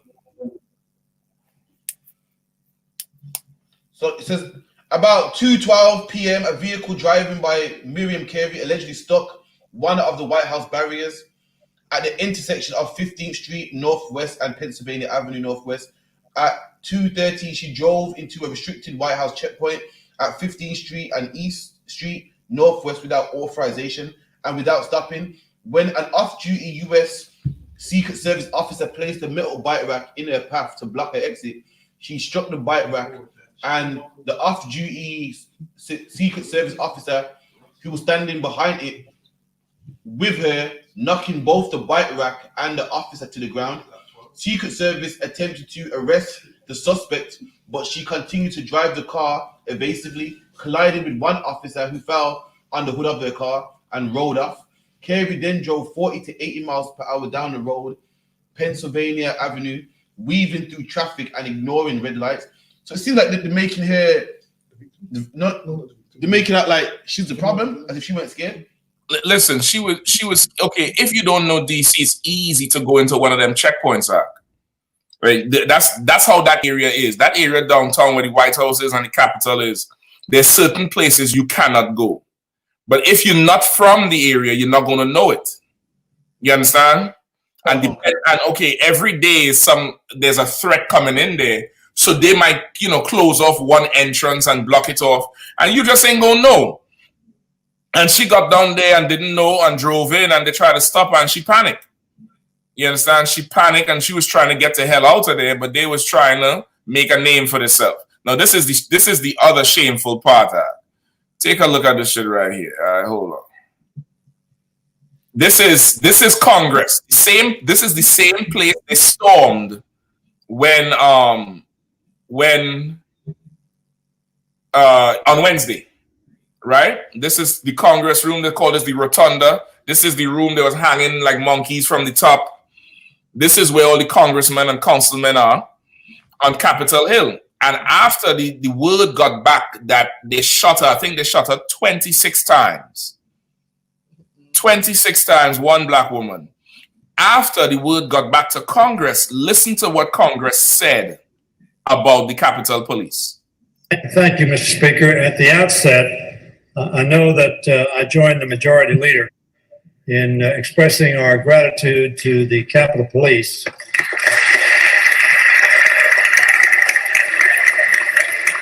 Brother, they gave a standing ovation to these devils.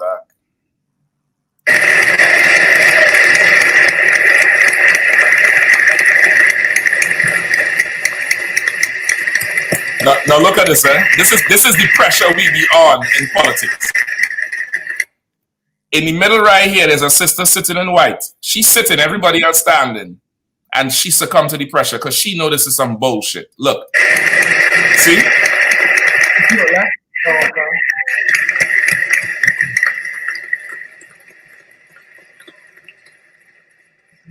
Mr. Speaker, all too often we take for granted the folks who are prepared to put their own lives and safety at risk to save from harm's way.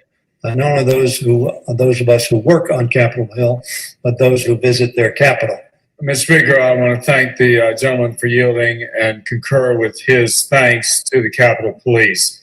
And as well, each and every day, all of us benefit from their dedication and commitment to our safety, the people who visit this Capitol and its surroundings, to their safety.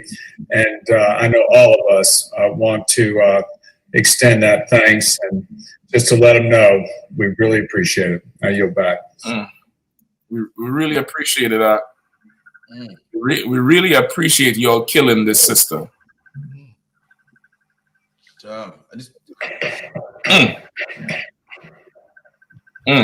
Brother. Now, fast forward. You see how they clap and they say, what they say? They say, it's put their life at risk from one woman and their daughter and shit. We appreciate the people who put their life at risk, and y'all did a good job, and blah blah blah blah blah. Where was all this force when y'all did this on Wednesday? You get me? That's what I want to know. Where the hell was all this damn force, brother, when all this craziness was going on Wednesday? You dig? Right, this is the news report. And they stormed Capitol Hill. This is the same place where they was just having the speeches. Right, where there was, in that rotunda, in that Congress hall, all of them is Capitol Police. Look at them hiding in the same hall they was standing ovation 7 years ago when that sister got killed. That's right. You understand? There's all these gunshots, man. There's all these gunshots. I don't see them. Right, there's no gunshots. They got people in there filming. You know what I mean? Let me skip forward. This fool talking to her. Look at it. Just pushing them off. No gunshot. Listen, them cops got rifles on their shoulder arc. I don't know if you saw it.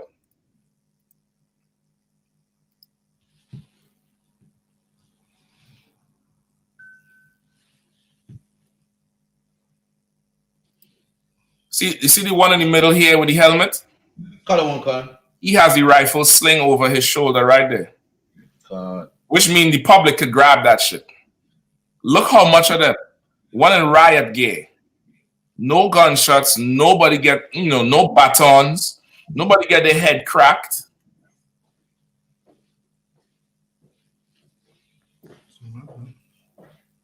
Look at them. Look at them, red hats. Make America great again.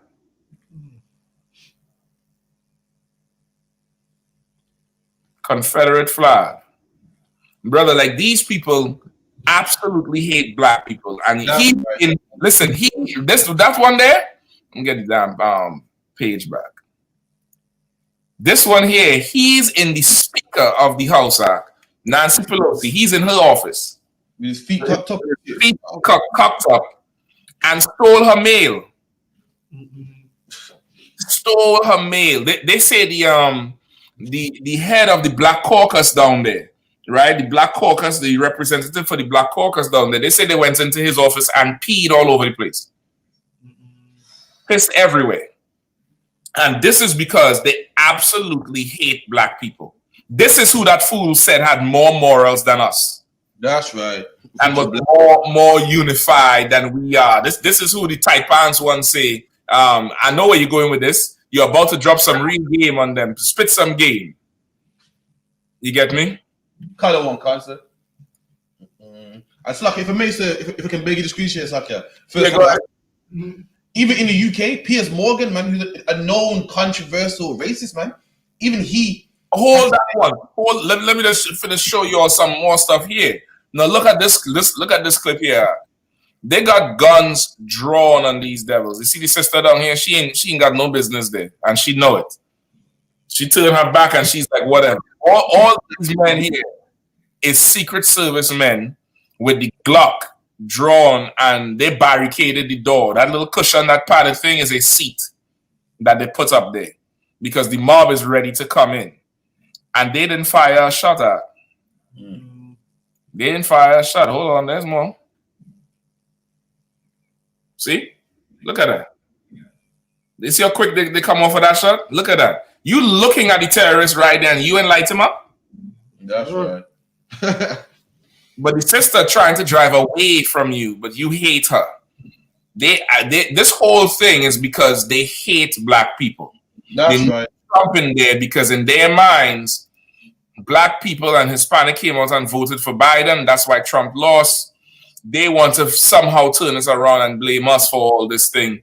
Eventually, they'll filter it down to us because that's just who they are. That's they, right. Carnal animals. You know what I mean? Look at them. They had a hide because they stormed the place, brother. And it was a mess, brother. It was an absolute mess. Look where he is. He is in the top seat in that same place we was just watching where they had the standing ovation. You understand? He's in that top seat. There's so much pictures where they're hanging from the roof. You know what I mean? The other one in there with the old Viking hat. It was an absolute circus. That's what happens when you get a clown. The circus shows up. When you elect a clown, the circus shows up. Like black people, we're scared to even touch the police, man. Meanwhile, these are outright pissing on the government, man. Going into their House of Commons and Lords and tearing the shit up, man. Like, you know how free you have to feel to do shit like that? When we don't even cross the road, man, without getting a ticket, like, yo, don't do that. Don't do that. Don't do that. Don't do that. Easy. You know what I mean? Go ahead. Lock, you must be free to do shit like that, man. So this is what Piers Morgan said. If anyone can see it on the screen. So this is a tweet from Piers Morgan. And he said, if these were mainly black or Muslim, the police would be behaving in a far more aggressive way. Incredible to see how calmly they are treated. Such an appalling assault on US democracy. Hashtag US Capitol. And he's not lying.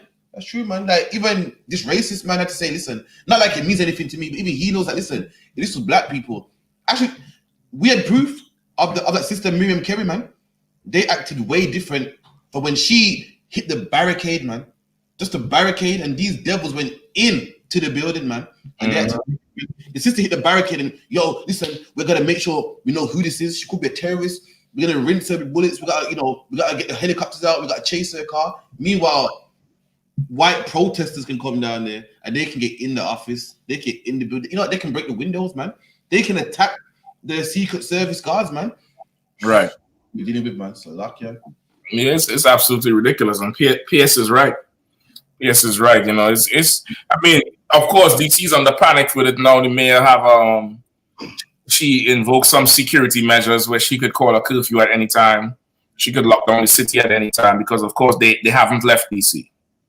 They're in hotels in DC. They're around. They're in Virginia. They're in Maryland. So, you know, it's like everybody kind of expecting them to be, you know, back out there again to do some mess, but they're waiting. That's Trump with his stand back and stand by. Remember that? Trump's on some smoke, man. Shit. Yeah, and of course he don't get charged, as the general said, because he didn't do nothing. But they know what he wants, so they just go do it. And that's what man. So that's what we're up against. All the black people thinking, nah, man, you know, the white man's changed, man. It's cool. Listen, they ain't cool, man. This is how upset they are that Biden's in office, man. Like they're willing to go and storm the Capitol building, man. Shit. So lucky, man. That's why these ain't my statues. You know what I mean? What's the statues? These are our statues. I'm a British nationalist. You're thinking like that, you're an idiot, man. You're a fool. Yeah, you don't understand your enemy. You absolutely do not understand your oppressor. You dig? You don't understand your oppressor at all. So yeah, so that's what it is, man. It was a horrible affair. They was climbing the walls, setting fire. You know, go ahead. Did you see any fires from your house or nothing? No. Okay, where the capital is all the way on the other side of where I am. Oh. You know what I mean? So it's, you know, I'm not gonna see it from down there. Down there's like the business areas. Down there, like you ain't gonna see nothing from the bullring. Oh yeah. Imagine they storm the bullring, you ain't gonna see it. You know what I mean? So it's like a downtown area, and you know, they did their thing, and they went in there and they made their mark, and America would not punish them. It was good to watch from our point of view. Watch it, you know, it's not our beef, man. It was good to watch. Yeah, but it's good to see. It's good to see, so niggas will wake up. This is who rules over you. That's right. You know what I mean? An unlawful man. A man who is not about peace and morals and nothing like that. If you don't like it, somebody gonna die. That's right. You know what I mean? They had pipe bombs all over the place. They found this car with this devil. He got guns and ammunition in the trunk and ingredients to make bombs out. Is it that serious? Yeah, they came for blood. They came for blood. You know what I mean? So come on, Khan. But again, that's the show at the end of the 37th episode. I'd like to big up to everyone in the chat, man. Big up to Shara Parr, right. Kerry Yan, Theo Cunningham, Sister Batar Wana. Batara Wana. Sister Sawapa Allah, Ahawaba, Robert Foster. Who else we got in there? We got Big Matthew, man. Big Matthew from Brum. You know what I mean? We got Lambert UK from London. I spoke to that brother before. I believe he come to the school before. We got who else in here now? We got Chad Clay. We got Rachel Farquharson. We got TT. Who else we got in here? We got we got Purpose. We got Tazanawa Ibe and Yamyan. We got who else in here? Sandy Ferg. Who else? Where you see Sandy Ferg? I didn't see Sandy Ferg. That's on the YouTube. Sandy Ferg. Then you got CFR Network. We got Naim. We got Rapar Wanar. Trooper Yahar. Got Nakapaya. CFR Network. Free Thinkers Summit. Free Thinker Summit. Rapar were nasty. Yeah, Sandy Fields at the top. Who else? And then got TT. Yeah, I mentioned that brother already. Zabadia, Benjamite.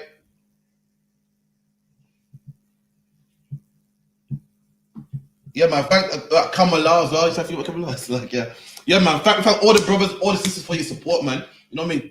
Continue to share, like, and support the show, man. You know what I mean? And also contact number.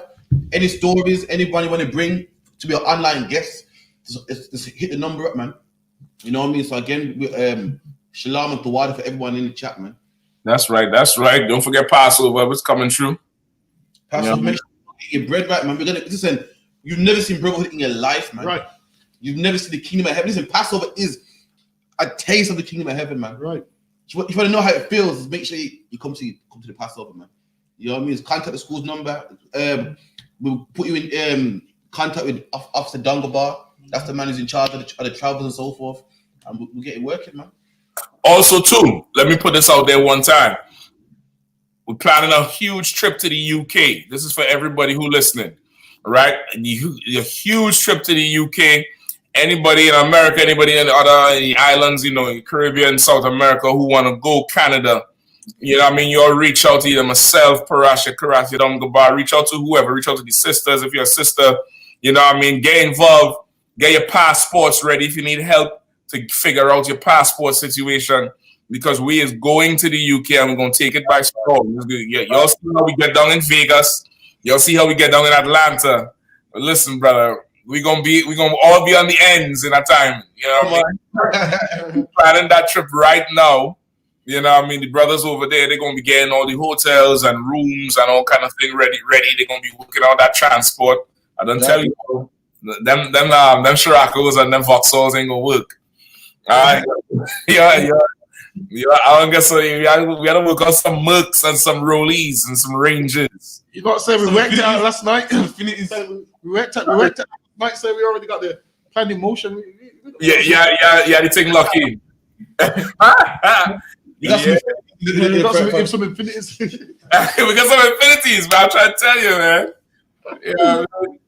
But yeah, so that's the plan. So anybody who want to get down, you know what I mean, reach out, let us know. You know, get your passports in order. That's all you need. You're a U.S. citizen, you need a passport. If you're living outside of the U.S., you might need a visa. Depends on which country you're traveling from. Some countries you don't. But we all going to descend on the UK and do what we do. You know what I mean? And get together and, you know, make sure that they know, you know, we are UPK. You know what I mean? And that's about it. That's it. We'll be here next week again on the ends, man. The generals, everyone's coming. You know, everyone from America is to come and be on the ends, man. Shalom. All right, Akio. Shalom. So you how about some shock? Da.